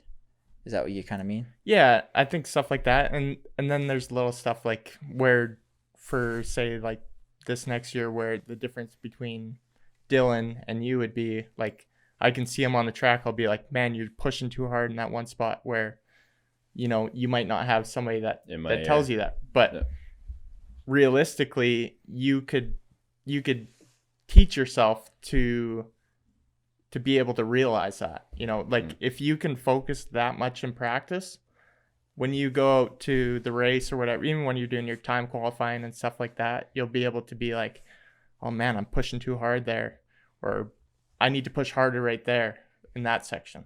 So it's just memory and like thinking. Like some people think I have like the worst memory. Like I can hardly remember what I ate 2 hours ago, but anything to do with track or motocross, like I can remember the last rut from Calgary in 2012, you know, like I can remember weird shit like that.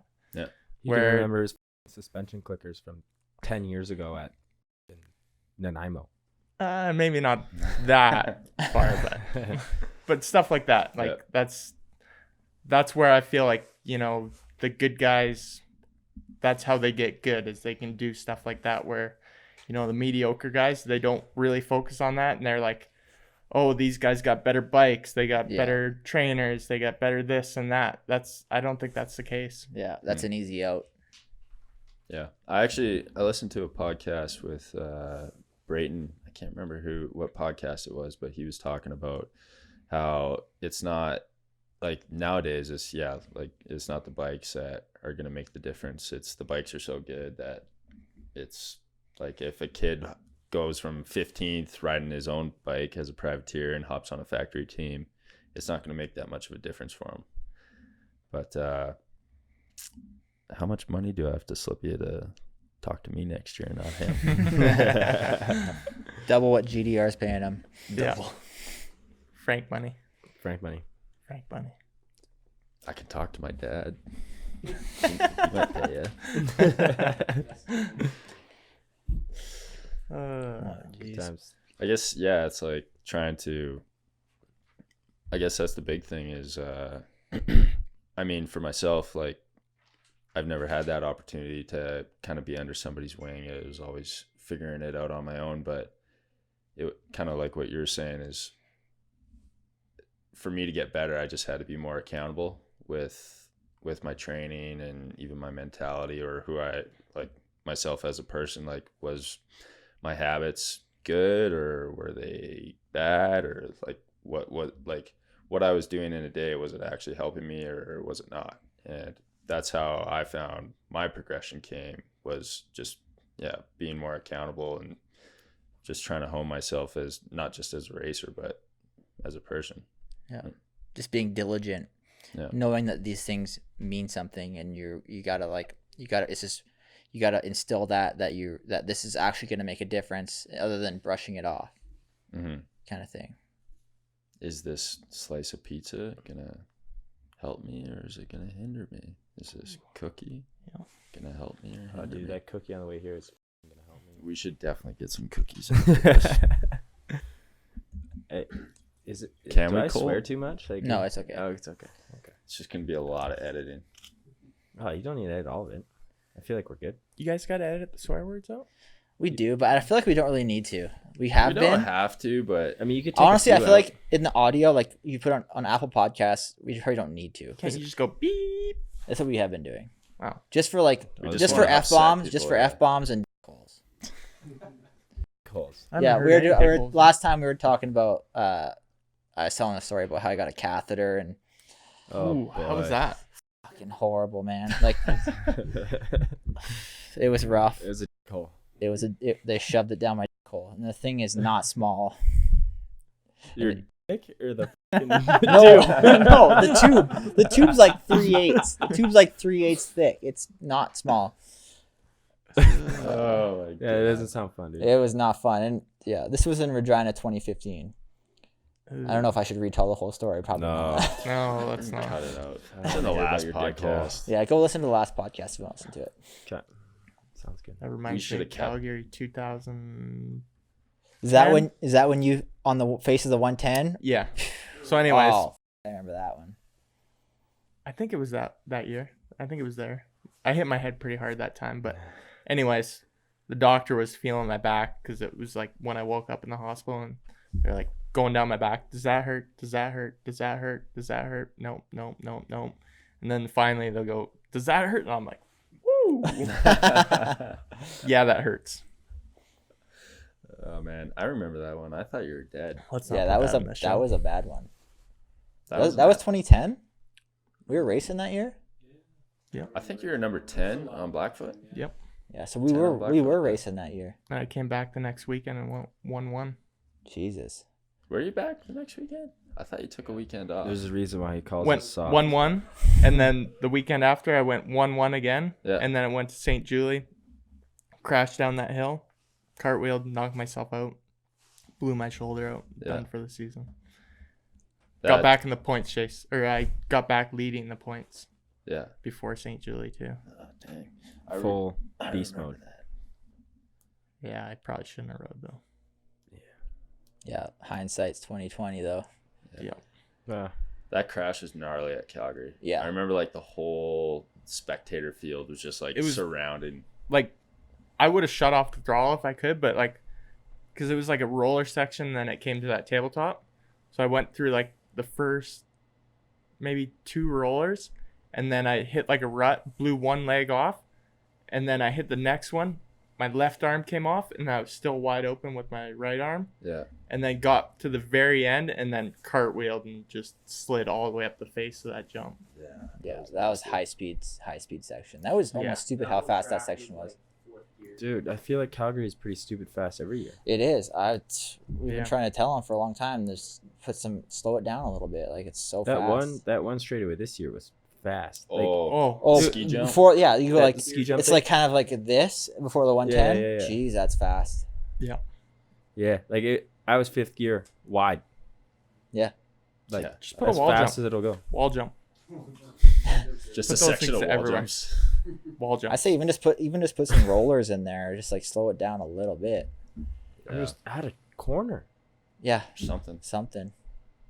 We'll figure it out one year. Wall It's jump. coming. This is your guys' I like track. wall jumps. yeah. Colt says put a wall jump in. Let's put a wall jump in. We'll get a whole section of wall jumps in.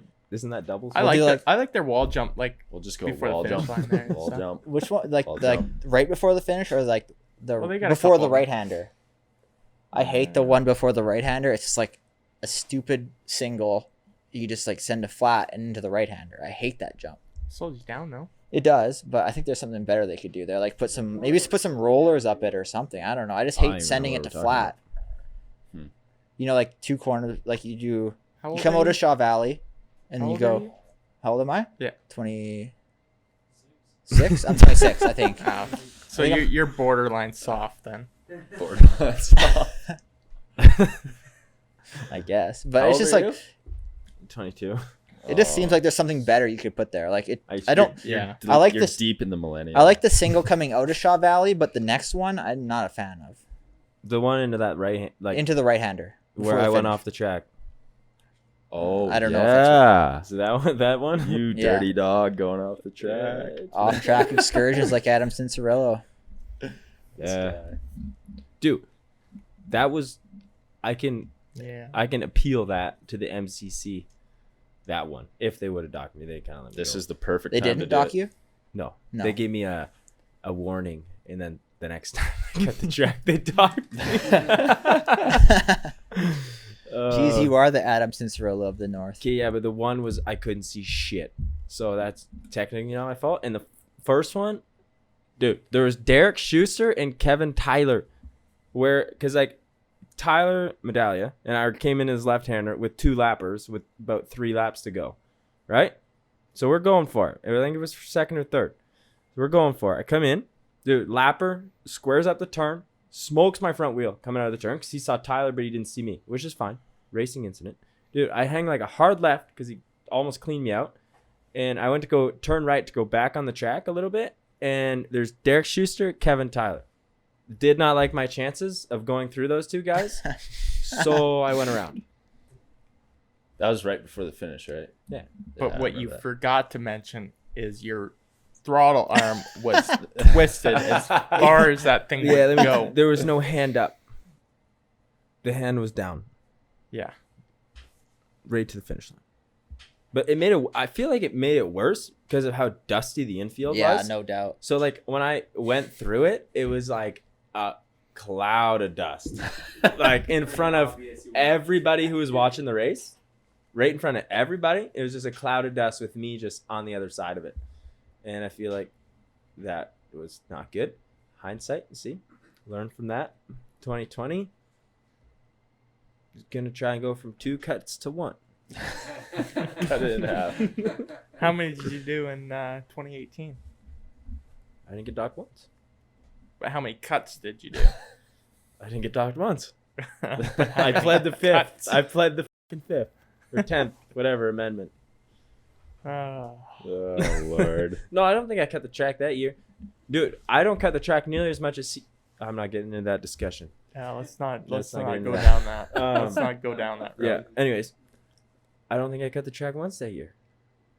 CT cut the track a lot this year. I thought we were. We were not going there. I kind of want to go down that route because it screwed me once. So Okay, well we'll let you hammer that one out. Let's. I don't need any bad hey, blood going into the 450 I can class. chalk need that fear. one up already. He wants to win. Let's just chalk it up as that. He is a fierce competitor Yes. that wants to win Why as much as us. I mean, you guys have won If more not than more. me, and I didn't know that's how you do it. The what? Cut the track? Yeah, is that how you win? I'm all for it if Well, that's just how make you do sure it. nobody's looking. Yeah. That's what I do. Yeah. I've never been caught. I'm putting that into the program this year. Yeah, but you're just too smart. Me? Too stupid. I did it in front of everybody. If it was in the back, Shaw Valley, no one would have cared. Probably not. Probably not. Because, yeah. And then I hit a flagger. That moto was not good. You're a mess. Huh? You're a mess. Yeah, that moto was a mess. Dude, full sand mode, though. Wait a little. I was pushing at like, okay, on our team, we don't do 110%. We only do 100%. You say 110%, like, we did disregard. I was pushing at, I was on the rev limit, 100%. I probably should have gone to like 85. Or like 25. 50, Because you probably would have got better traction at about 25. and a gear higher.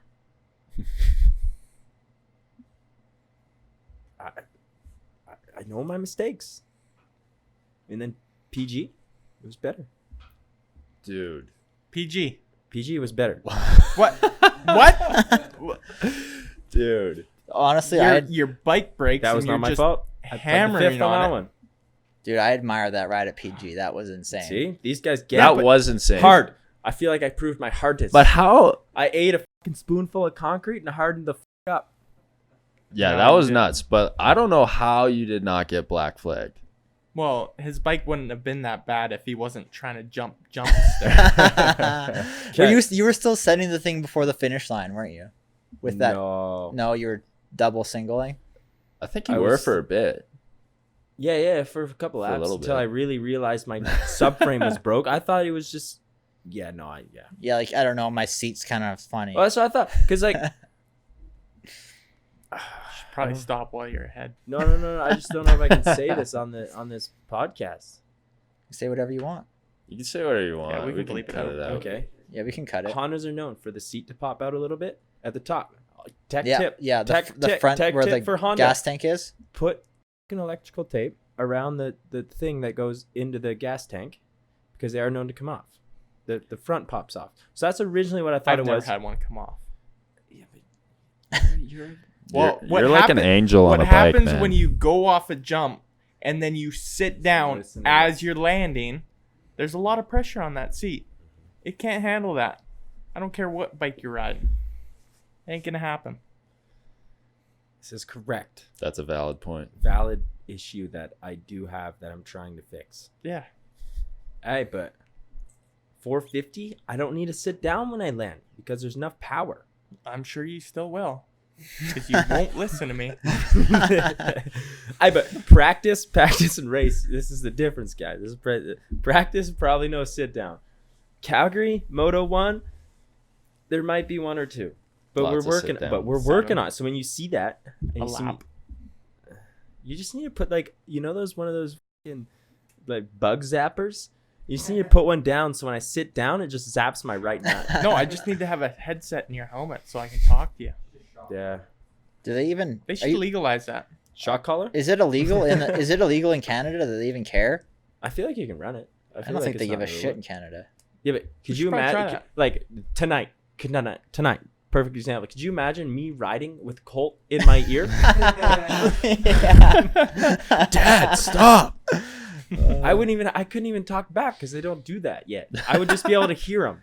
I can't even. Yeah, you need a two-way. I need a two-way. But I don't talk back to Dad because he's knowledgeable. I just go and then work on it because 99% of the time he's right. So, I mean, how do you argue with that?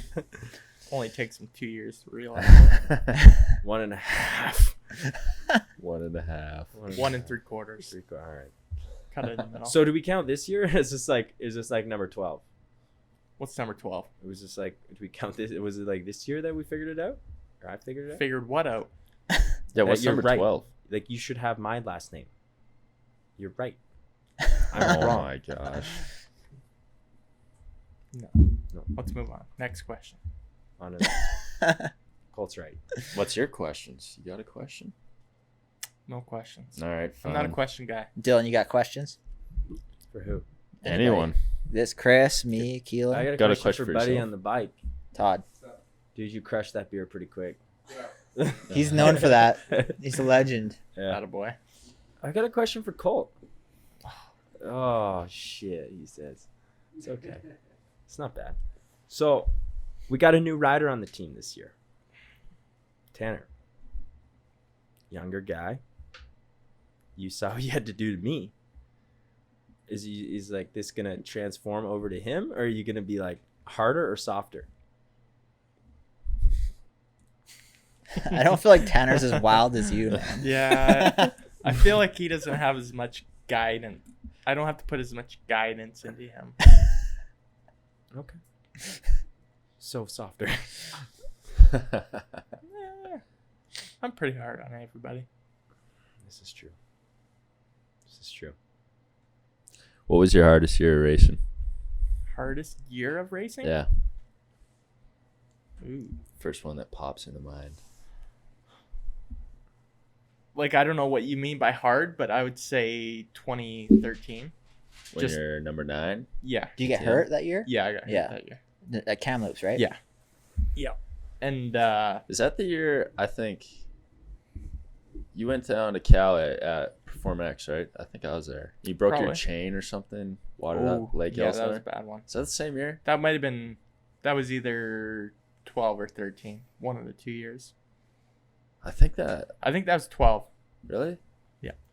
I can't remember. I think that was my first year on KTMs, which would have been 12. It But just yeah. wasn't a good go on KTM. You cleaned up first round though, didn't you? I did good for both first rounds, both years, I think. But I can't remember. yeah, 13 was just with that whole injury and stuff. It was pretty gnarly. Like, Mhm. and then I don't know. Like, I got after that injury, I was like, I'm done. I'm not doing this anymore. Like, it was that bad. Like, I hurt so bad, and like just taking painkillers and like getting addicted to that shit. It was pretty gnarly. Like, it was not fun. Yeah. Was that hard to like come out of too? Like the whole painkillers and stuff like that? And I'm assuming, Well, it wasn't too bad. Like, luckily my wife was pretty good. Like, she was just like, you got to get off that shit. Yeah. Like, you're going crazy. Like, Yeah. it was pretty gnarly. Like, it's just, I don't know, it just messes with your mind. And like, it's so easy to be able to just take a pill and feel better instantly. Mhm. Like, I was in so much pain. It was just like, oh, I'll take this pill and it'll make me feel better. But then you just got to keep on taking that pill. And then when you stop taking it, it's just like unbelievable pain. Like, it's just terrible. Mhm. But Yeah, and the withdrawal from that shit is horrible. yeah, It's I- awful. I don't think they should ever No, prescribe that many pills. Like, I think they've cut back over the years. I think remember they have, yeah, quite a bit. one time I got welder's flash, and they gave me a whole bottle of Oxycontin or like Percocets or whatever it was. I'm like, I don't need this many Percocets. Like, my welder's flash is gonna be gone in 2 days. I don't need a whole bottle of Percocets. You just sold it.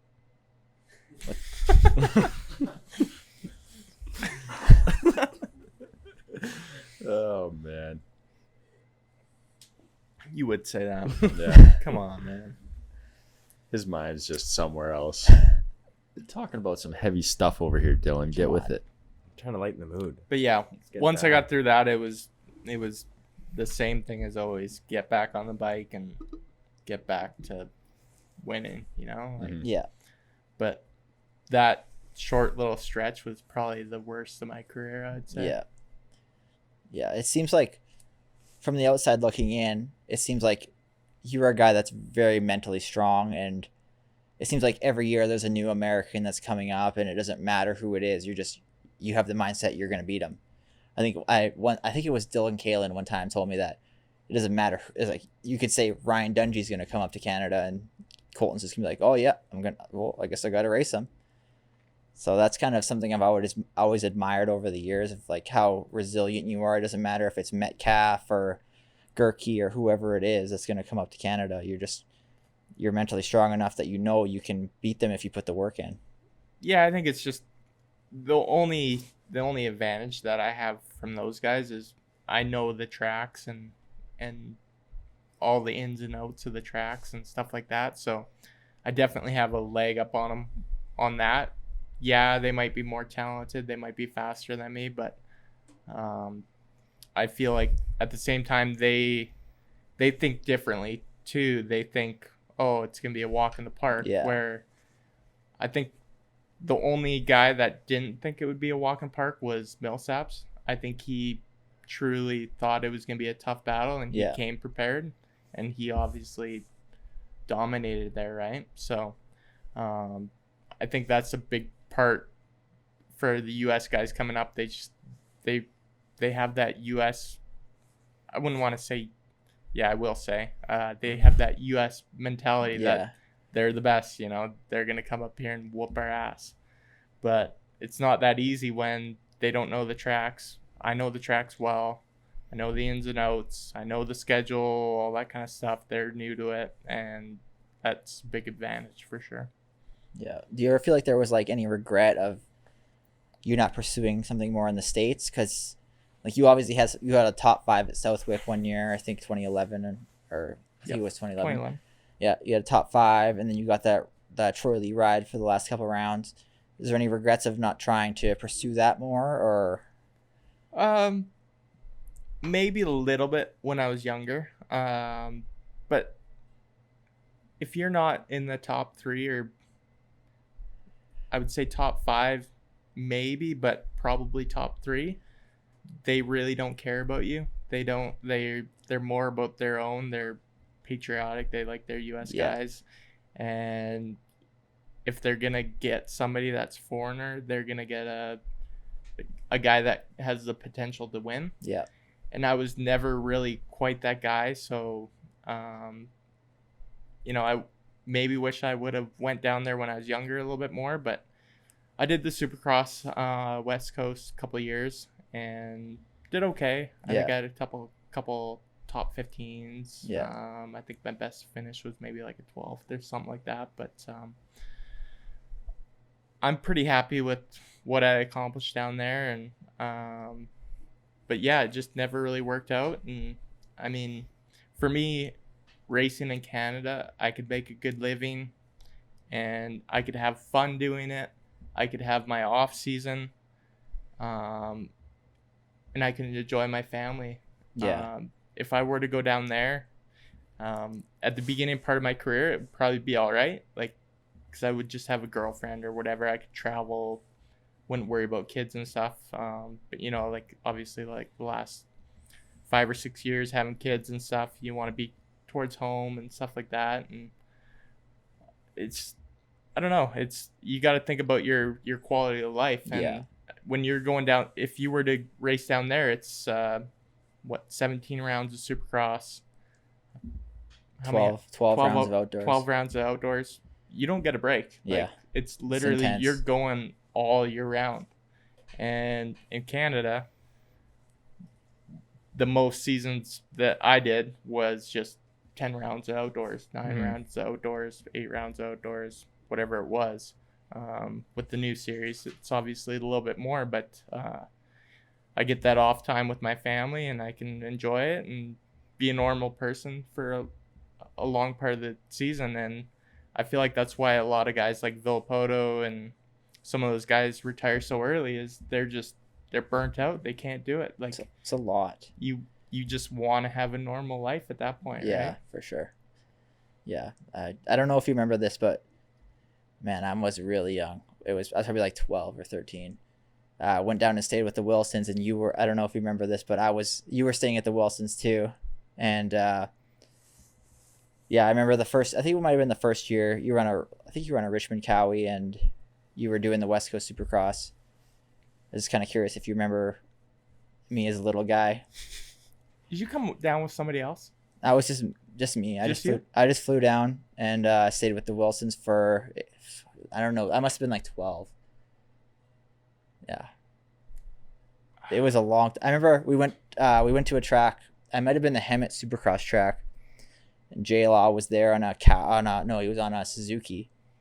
And I got a sick picture of you on my flip phone because I just got a phone. And you're like, dude, you got to send that to me. And I'm like, I don't think you can send photos. I was just curious if you remembered that. That was a long time ago. I remember bits and pieces of that. Like, the thing that sticks out to me there is the one time I think I was washing filters out in the laneway or whatever. Biodegradable, no toil. And Andy comes out and just rips me a new asshole. Yeah. Like, he was pissed that I was washing on his nice concrete. And then another time I was just sitting on his couch and I had my feet up and he came in and he's like, what the f are you doing with your feet on my couch? Yeah. Like, he lost it on a few times. Like, he was strict. Yeah. Like, Do you remember any good fights I don't know if you were there this time, but I think I was washing the motorhome I was washing their motorhome, and then all of a sudden I look in the garage and Dean and Andy are throwing seats and stuff across the garage at each other. Yeah. They had some good scraps. They got into it a few times for Yeah. sure. The old Scottish with Yeah. Scottish in them. Yeah. Yeah. I don't know if you remember this. We went to one track. I think Mike Grant took us out there. It was a private track. I want to say it was off like the 241 or something. It was like there was a supercross track on the flat, and then there was like a sick outdoor track up on the hill. They have that sick hip jump. Yeah, on it. yeah, Yeah. yeah. I remember Yeah. that day. That was cool. I remember that day because I only went out to that track once, but I don't remember you being there. Yeah, I was there. You probably Really? don't even. I was so young. I was shit. Probably. I was shit at the time, but yeah. I was just curious if you remembered those days. I just remember I was so shit. I was so scared on that supercross track because Yeah. like I never rode supercross before that, and like I think the first time was at that farm track it was like by the cow place. Or Yeah, whatever. yeah. That was when J Law was out there with on the Okay. Suzuki. He was like rolling the track, and you were riding pretty good out Do you there. remember me casing the triple? Yeah, and, I like, remember that. breaking my foot peg off? Yeah, Oh, I remember that. That was my first day. I felt like such a beginner. Yeah, yeah. I remember that's my first trip to California. Yeah, I was like 12 years old. My dad just like, oh yeah, get on this plane and go stay with the Wilsons for a couple weeks. Back in the day. So, yeah, way back. We were friends on MSN Messenger. I don't know how you don't remember this. Jared's just fanboying hard right now. Yeah, I don't know, bro. Colt was probably the first pro I ever met. I even met Colt before I even met you. I was not pro. I back know then. that. I know you were a pro, but I know I was know far I from met it. Colt before I met you. I was just curious if you remembered the days. Yeah, I was like 12. I didn't start racing or riding until I was 12. Yeah. Really? Yeah. That's impressive. Late bloomer. Late bloomer. Late starter. Like Kevin Windham. Didn't he start late? Justin Brayton started late, he said. Did he? Darcy Lange started pretty late too. Did he? Yeah. Aaron Harvey started late. You were a teammate with him. You started like Yeah. when he was like 16 or something like that. Yeah. No, That's what Dean was he was telling like us. 16 when he was on the team. Really? 18. Yeah, he was 18. Really? Yeah. I just remember Dean. I remember I know he started like maybe he was 14 or something, but he was picked like- it up quick. Yeah. What's he doing these days, Aaron Harvey? Still driving around with his Red Bull helmet on.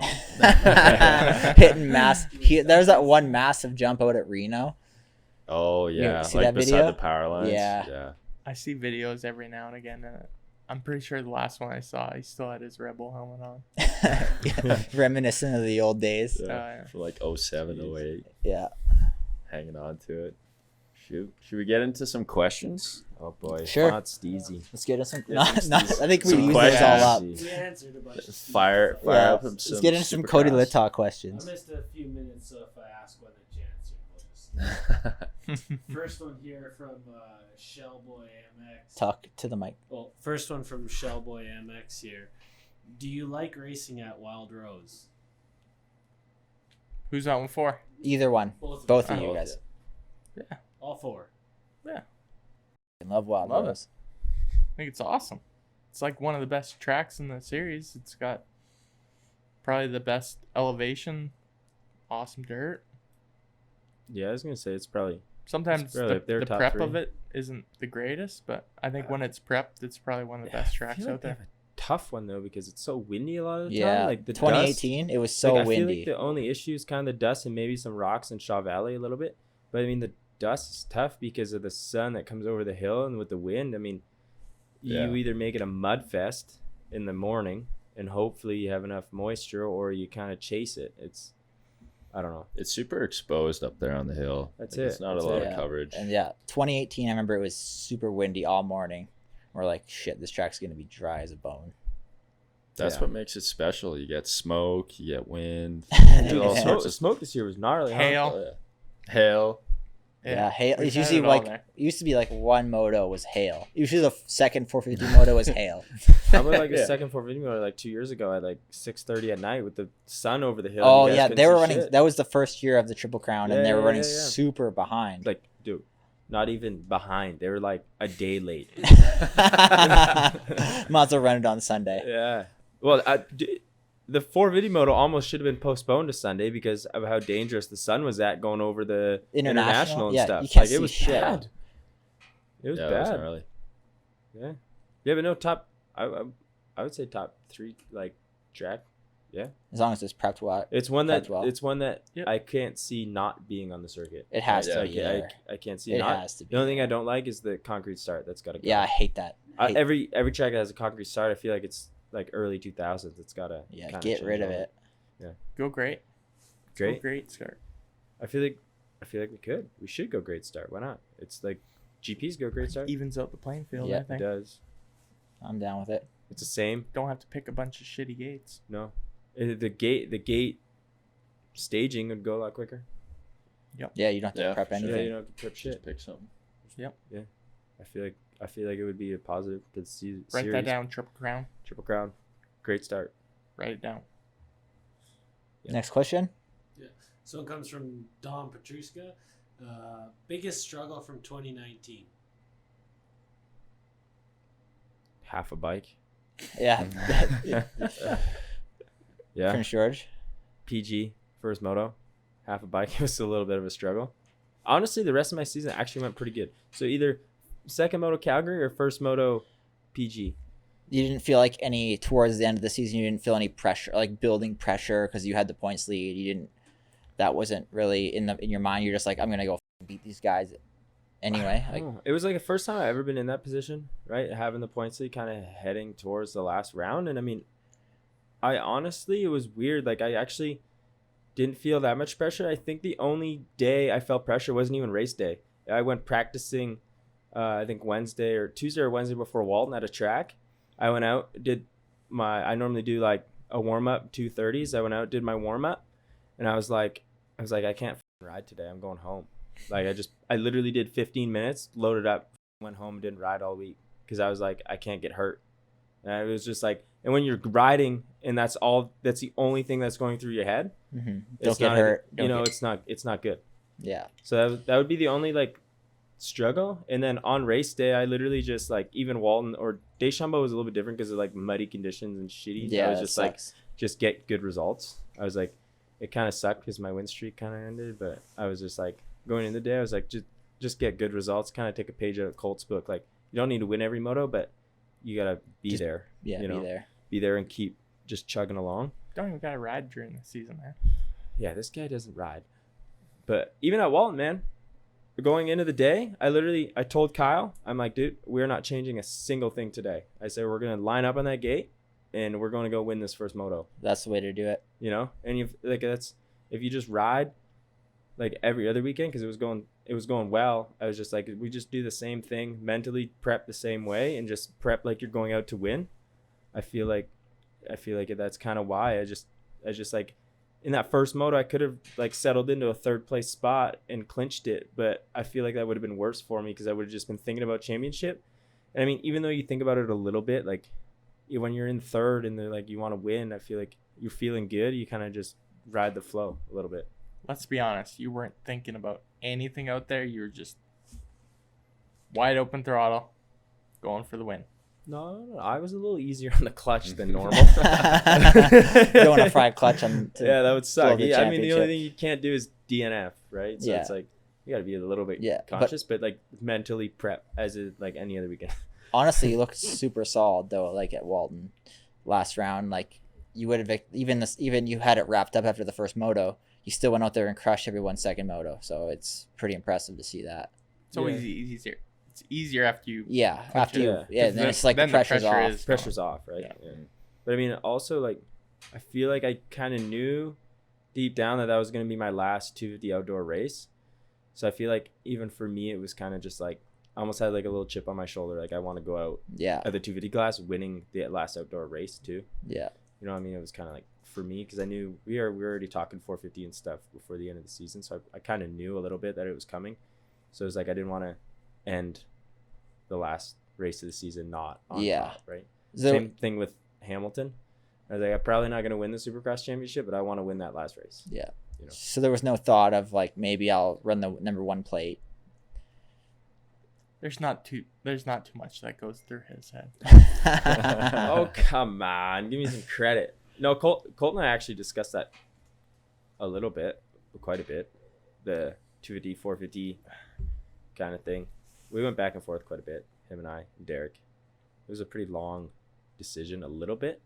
But right after Walt and I already started prepping for a 450 in case that's kind of what we went. So I feel like even before Supercrosses, I only rode a 250 like one day before the Supercross events. I was riding outdoors 450 the rest of the time, that whole Supercross kind of portion, because we already had the Triple Crown kind of wrapped up, and we knew that next year was probably going to be a big bike. So we just wanted to get seat time and a little bit of testing and stuff to kind of have a little bit of a jump start already and not go to Florida full fresh. I wanted you to ride 450 those last couple motos. Yeah, he wanted me to double class the last two Supercrosses. Didn't happen though. It didn't happen. Logistically. Logistically. And I mean, if we let's all blame that on Derek. Let's just blame it on Derek. Yeah, sure. Derek, dropped the ball. Could have. What was your biggest struggle of 2019? Dealing with this. I knew that. I was just about to say, dealing with me.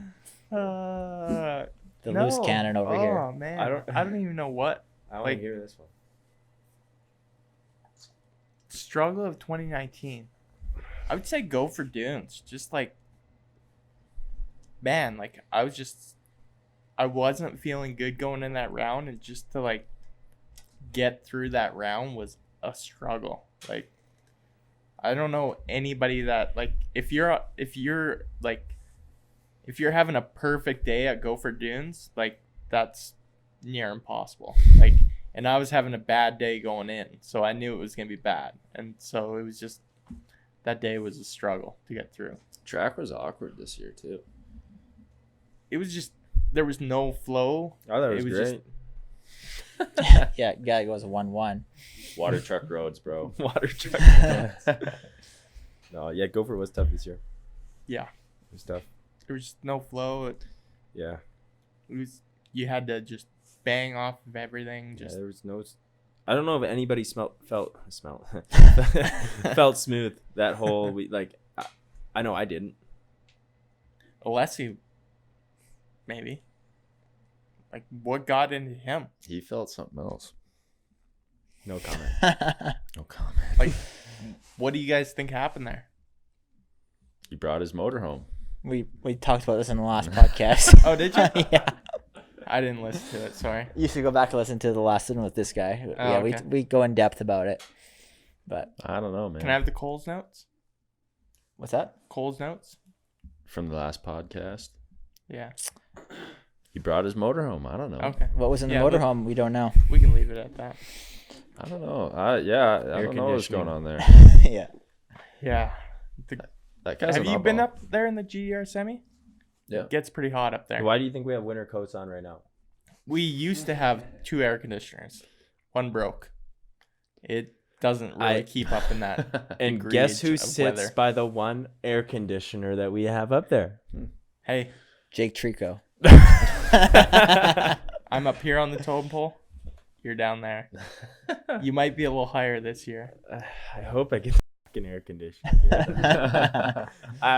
Some of the hot ones, Sandally, I'm trying to put my Under Armour on. Dude, the struggle was real. Sandally was hot Dude. this year. Hey, how about them cutting the motos down? That's bullshit. I kind of feel the same thing. I don't know. Colton and I haven't discussed this yet. I was good with it. He's on his last year. He's good with shorter motos. See, like, even though I won, I still feel like it's bullshit. Yeah. It might be 29 degrees, feels like 40. But, I mean, dude, the top, like, if you don't do your homework. Yeah, that's what separates the men from the boys. They don't do that in the States. Did it change the outcome of the motos, though? I mean, probably not, but, I mean, could it have? Could have. We don't know. What if they left him long and some guy passed out and died? Well, that probably would have sucked. Which has happened. Yeah. Go for Dunes 2K14. That was fucking hot too. I remember passing out at the wrong trailer after that race. That was hot. I don't think it's a bad thing. No, you're okay with it? You're okay with it? Keelan? I'm indifferent. Yeah. I kind of think it's a bitch move. They don't do that in the States. But yeah, but then but it's a question of no, like, I totally get. I get both sides. I get it. Yeah, but how many guys down there are taking IVs between motos. It's true. That's what we were talking about in the last podcast. 95%. Yeah, More. exactly. I mean, are we allowed? They don't say no here. Yeah. I'm pretty sure there's a rule. There's got to be a rule. I don't How know do if they- there is. How are they going to Yeah, prove I don't it? think there's a rule in How are they going to Canada. prove it even? Are they coming into your motorhome or wherever you are? Exactly. They That's don't the thing. know. That's the thing. Well, maybe we should be doing IVs. Saline bags. All right. Got They you didn't- covered next year, bud.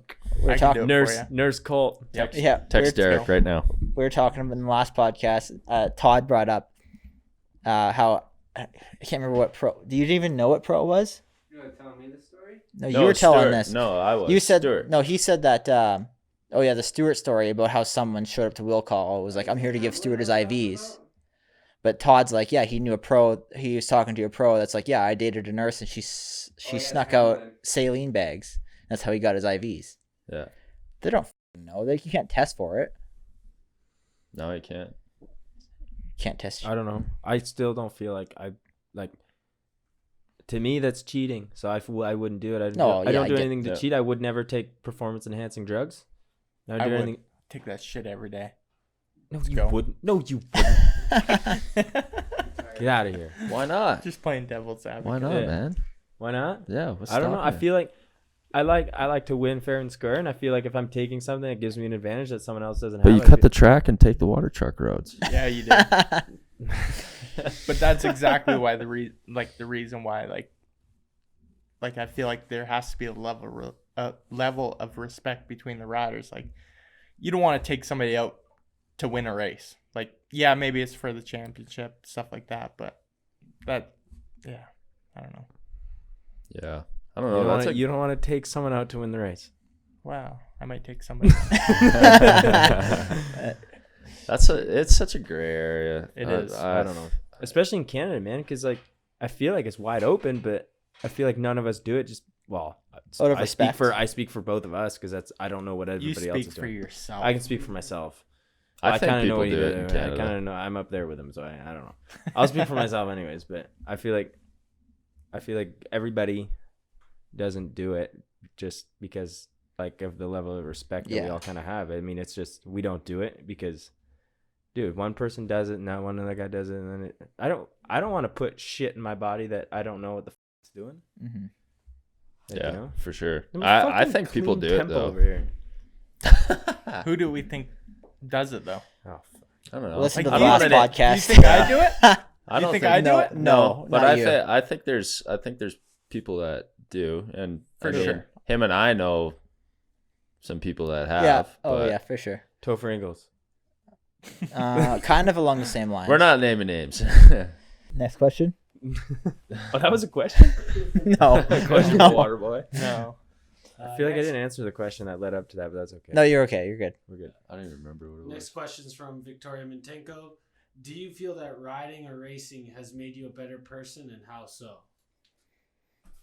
Dylan, that's you. That's me. That's you. Dude, I love racing as a passion, but god damn it probably saved my life, dude. Like, I don't know where I would be without moto. Yeah.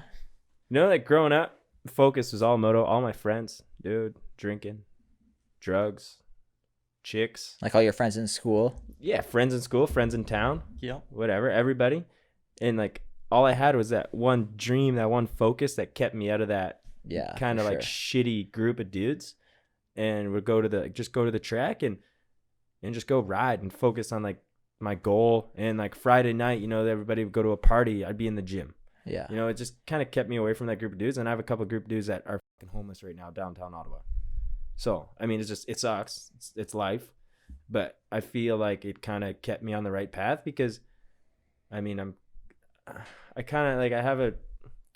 I like to talk to people. I like to like try new shit and stuff like that. And I feel like just like with moto, it just kind of kept my concentration on one thing. And yeah, no, I don't know where I would be without moto because that's all I've done. It's all I've ever known. And yeah, I mean, I feel like it saves a lot of our lives from even like going through relationship issues. Like if I'm like pissed off and I need something to just clear my mind, I'll just go out and do like a trail ride for an hour, super mellow, and just like clear your mind and come back. And then you can really think about something, You know, like it's kind of like a way to just get your mind off something, because you have to focus so much while you're on a bike. You don't think about anything else. And it's just, I find it almost like soothing sometimes, just to go out, moto, ride with your buddies, you know, just brings it back to perspective sometimes in everyday life of just like, you know, keeps you on a straight line. Because you get, even while you're riding, like sometimes you're thinking about like what you're doing on the bike, but sometimes like it's like, if you're pissed off, man, you can like think about that while you're on the bike a little bit. And it, I don't know, it kind of just, it helps me in every, like in life in general. And that's probably why I'll keep riding for a long time, because I almost need that, you know, that time of just being alone and, you know, just chilling, riding, you know. Yeah, It's almost totally like get in a it. weird way that it, like, as high pace as it is, it almost like slows your mind down in a way. Like it calms you down, right? Like just think about even amateur moto. You come back from a moto, you're fucking pissed right off. You go back out and you come back in and you're good to go again. Yeah, you have a great moto, and all of You a know, sudden yeah, you forget about everything. That's You're it. like, That's a it. great time. That's it. Yeah. Colt, anything to add? No, I think that's the best part about moto is like it kind of, you know, like growing up for me, like I kind of the same instance as Dylan. Like I had friends that, you know, got off into that bad gray area, and I always had something to focus on, and it kept me on the straight and narrow, and yeah, it's just, I love the sport for that. Like it's a good family sport. It's good sport for just keeping you in line, I think. Like, Yeah. and I think that's with any sport too. Like when I, like being a dad myself, I want my kids to be involved in sports and have something to aspire to be or whatever. I don't know, it's such a tough world to grow up in right now that it's scary to think, like, to have a kid that will go down that path. Like I just want the best for my kids, and you know, whatever it takes. You know, I know my parents spent probably thousands or hundreds of thousands of dollars trying to get me to where I'm at, and I think that's worth it to put your kid down the right path. Like it doesn't matter how much you spend to be able to get them to do that. Yeah. Yep. Solid. Next question's from DMan615, and Colton, you kind of already answered, but you can change it if you want. Favorite track on the Triple Crown series and why? Go for dunes. That's it. Dylan? Go for dunes, baby. There we go. Best We're track in done. the circuit. Sand. I'm kind of a sand guy. Go for dunes. Yeah, we're good. GDR, Next. baby. Love it. Hayden Halstead's sticking strictly to sand next year. He's doing East Coast, Canadian. Oh, he's only doing 3 outdoors Canadian. He's gonna do the So He's I like doing Hayden. Walton. I like Hayden. Good dude. yeah. Solid guy. I like him too. Dude, do we think he dies of heat stroke at the Florida National this year? Depends on Dude, how I he wouldn't be trains. surprised. His head fries. Is he training?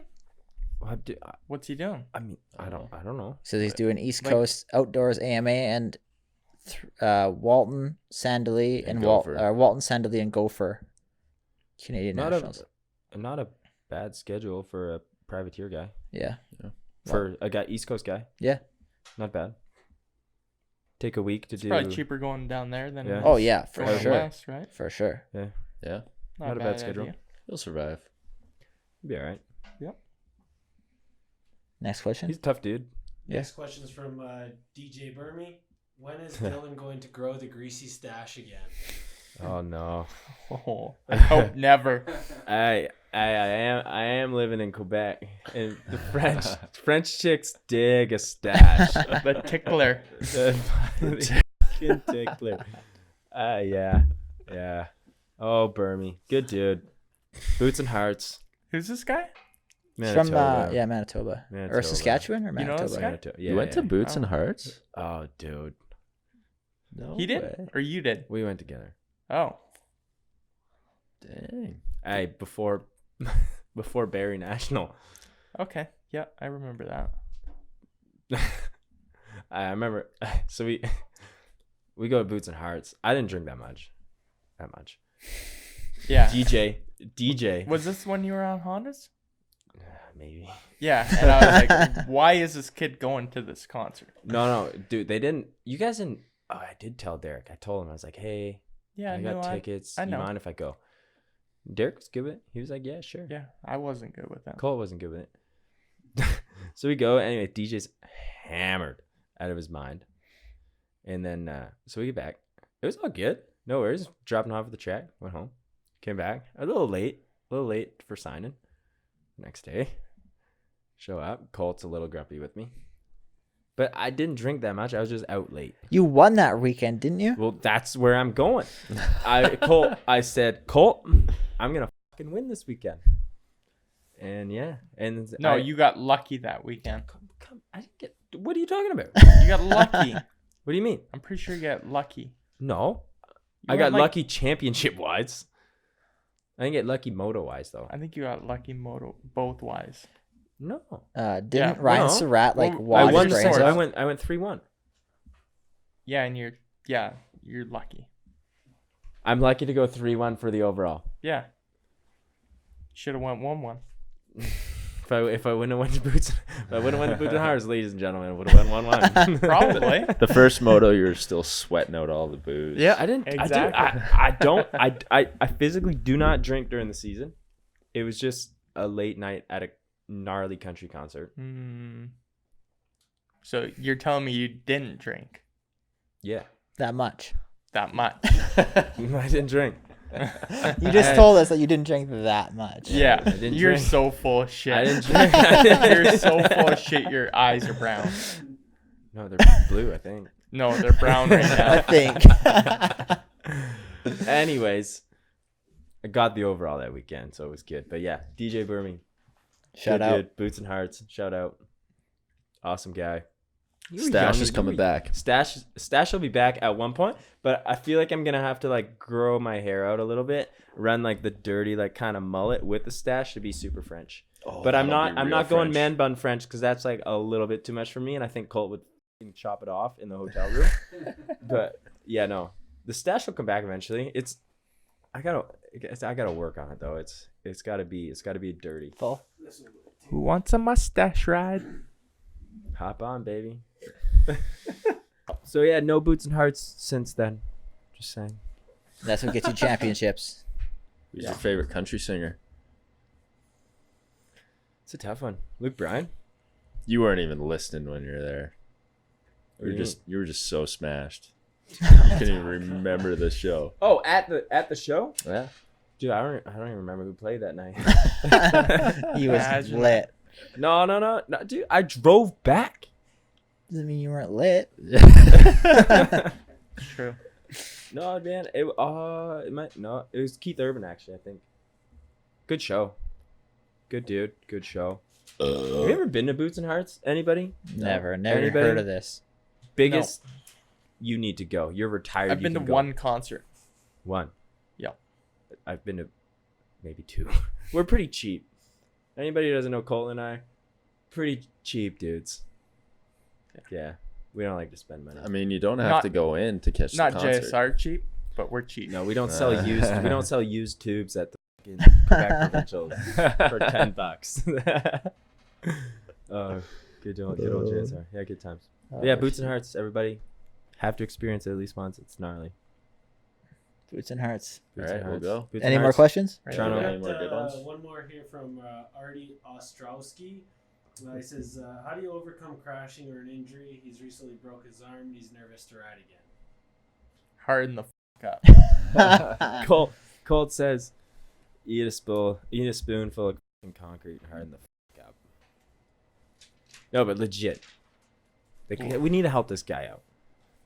What was the question? He broke his he broke Is his that arm. bottle of wine done over Yeah, there? he's polished her off. He's Close. good Colt. Good Colt's coming out. Yeah. Yeah. He broke his arm. Poor guy crashed, broke his arm. He's a little bit scared to come back. How mentally? How do we? What's the news? Well, do not take any painkillers. Don't take They will perks. f you up. Okay. And You can get hurt doing anything. Yeah, You this get is hurt true. walking Yeah. across the street. I You broke do- my arm on yeah. a fucking swing once. Really? Most of the time that I got hurt, it was doing stupid shit on the bike. I mean, or just freak accidents. I don't know. Just accept it. Yeah, I go quit for racing in 2016 because I got a really bad concussion in Regina 2015.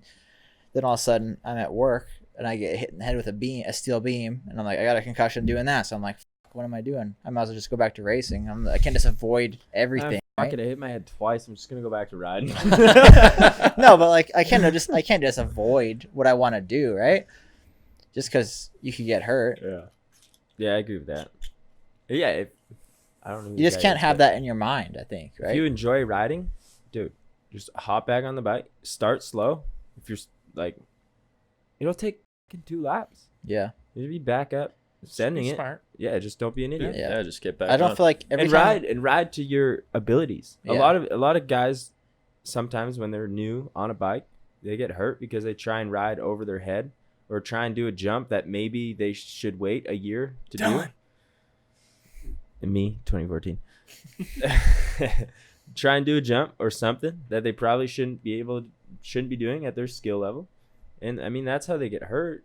If you ride within your means, I mean 95% of the time you're going to be okay. Yeah, just be patient, kind of slowly build your way up. Yeah, and don't be pissed off if one buddy's faster. Just work on it. Work on your riding, and eventually you'll bypass it. You know what I mean? Don't be greedy. Just go at your own pace. It'll come.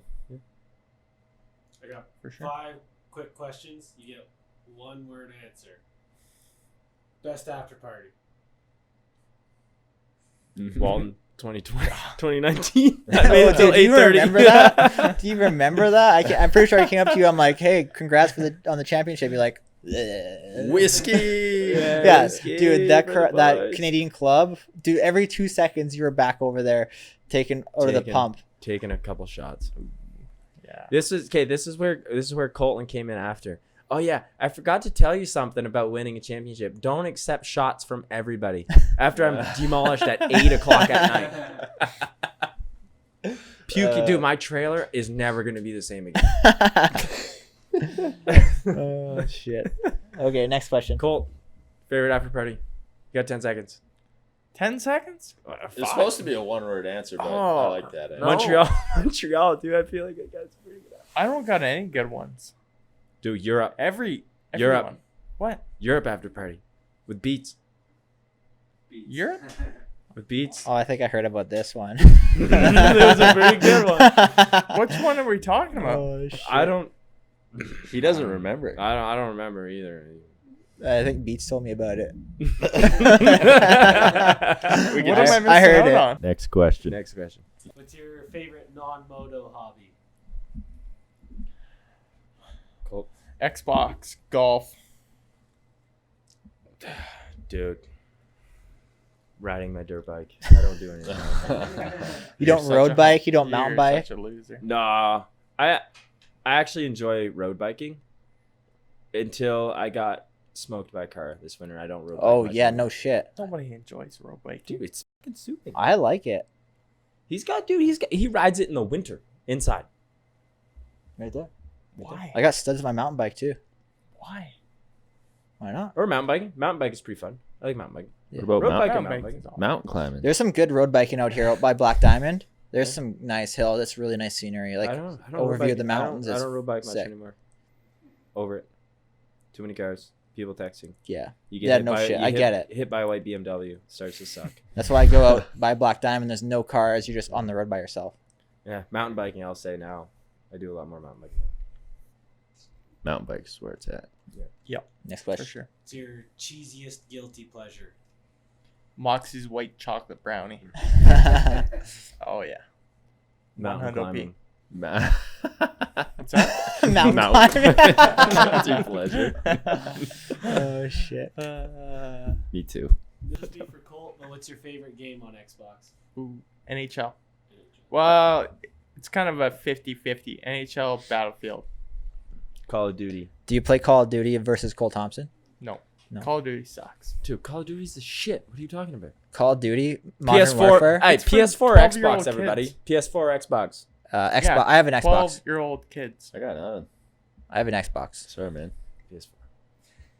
PS4, Call of Duty, the new one, pretty dope. I played the first Modern Warfare. That's all I played. I don't even know which one the new one is. I played it for about. I don't. 2 They have months like before Modern Christmas. Warfare 1, 2, and then they go back to like the Stone Age or whatever. I don't know. So, PS4 Call of Duty, everybody. No. Okay. Sure. Last question: West Coast or East Coast? Is that even a fucking question? For this guy, it's East Coast for sure. Or tracks? Or are we talking just coast? Are we in talking general? like Canada, U.S.? Like Whatever. Canada. Wow. We'll say we'll limit it to Canada. Are we talking scenery or dirt bike? Whatever you tracks? want. Wherever you want. I'm gonna go scenery West Coast, dirt biking East Coast.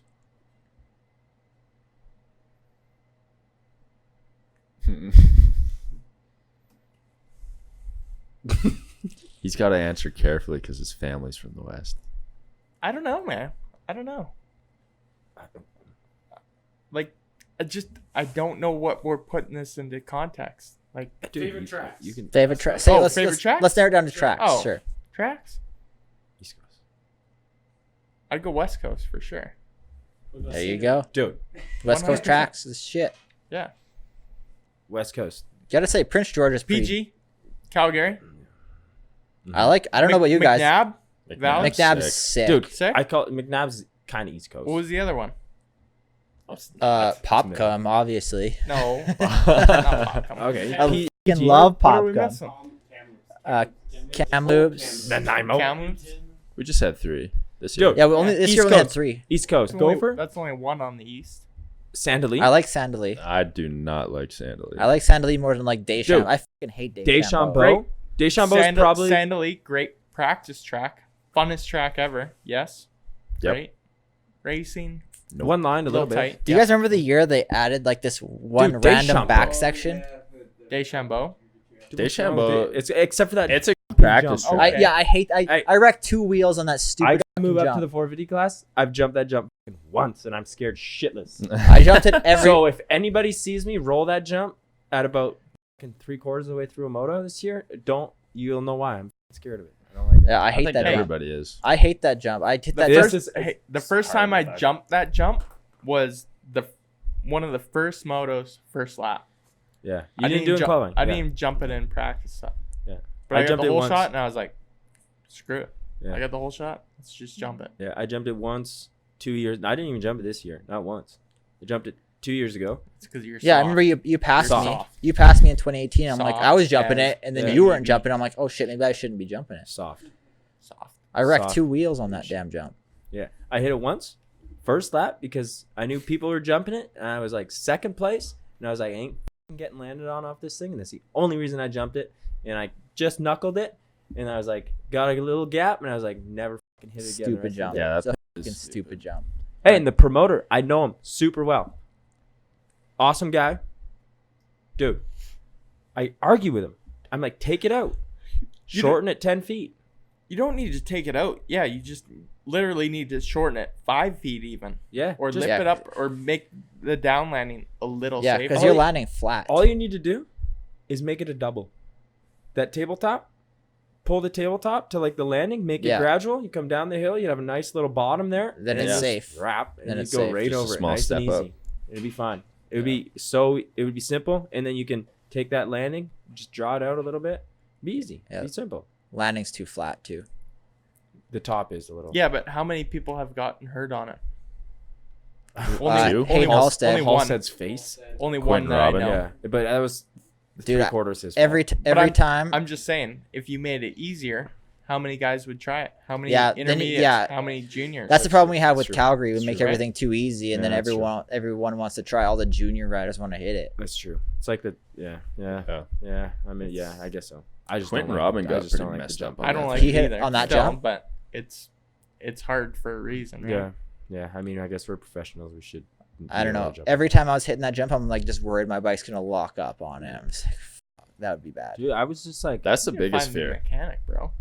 What's that? You need to find a new mechanic. I didn't have it. Oh, I had Polovoy, but dude, we're on a budget. We're rebuilding bikes once a year. That's definitely a fear though. Is mechanical. Yeah, happening before on that thing. too. Even just like snapping a chain. Sky Racing was tight budget. Had to stretch those chains out. I kind of want to hear about some Sky Racing talk right now. You gonna hear about Sky Racing? Oh shit. Me and Al Dick, buddy. No, Al's a good guy. Honestly, he means well. But All right, wrap it up. Wrap it up. Okay, let's wrap Colt's this back. bitch up. Colt's back. what are we doing with this thing? I don't know. Giveaway. Give You away. guys Do it are on the boss. Instagram. How do you want to do it? I don't know. Anyone that listens to this, their best quote from either Dylan or Colt from the night. Whoever can find Jared's house gets it. Yeah, whoever That's can a come little in here. Break in and steal it. It's yours. we don't have the budget for shipping. Okay, whoever can, think of the best. Whoever can listen to this whole thing and name the best quote from the night from these two guys Good leverage. gets this. Fox goggles. Fox goggles. What are these main lines? I don't know. And events. Main Event Moto podcast. Sweet. Well, thanks for coming, Yeah, fellas. thank you guys. That was a good time. Yeah, good time. Good times. Thanks Good for time. having us. Yeah, thank you. Thank good. you. Ready, It's guys, good. ready Good to watch chat. some Supercross? Yeah, let's Watch some GTFO. Supercross. Watch Let's do it. racing. There you go. I need some bikes. food. Yeah, Like- do you guys want to order some food? We're buying you guys food if you guys want. Peace. I'm Thank you guys. gonna say, oh, yeah, see you.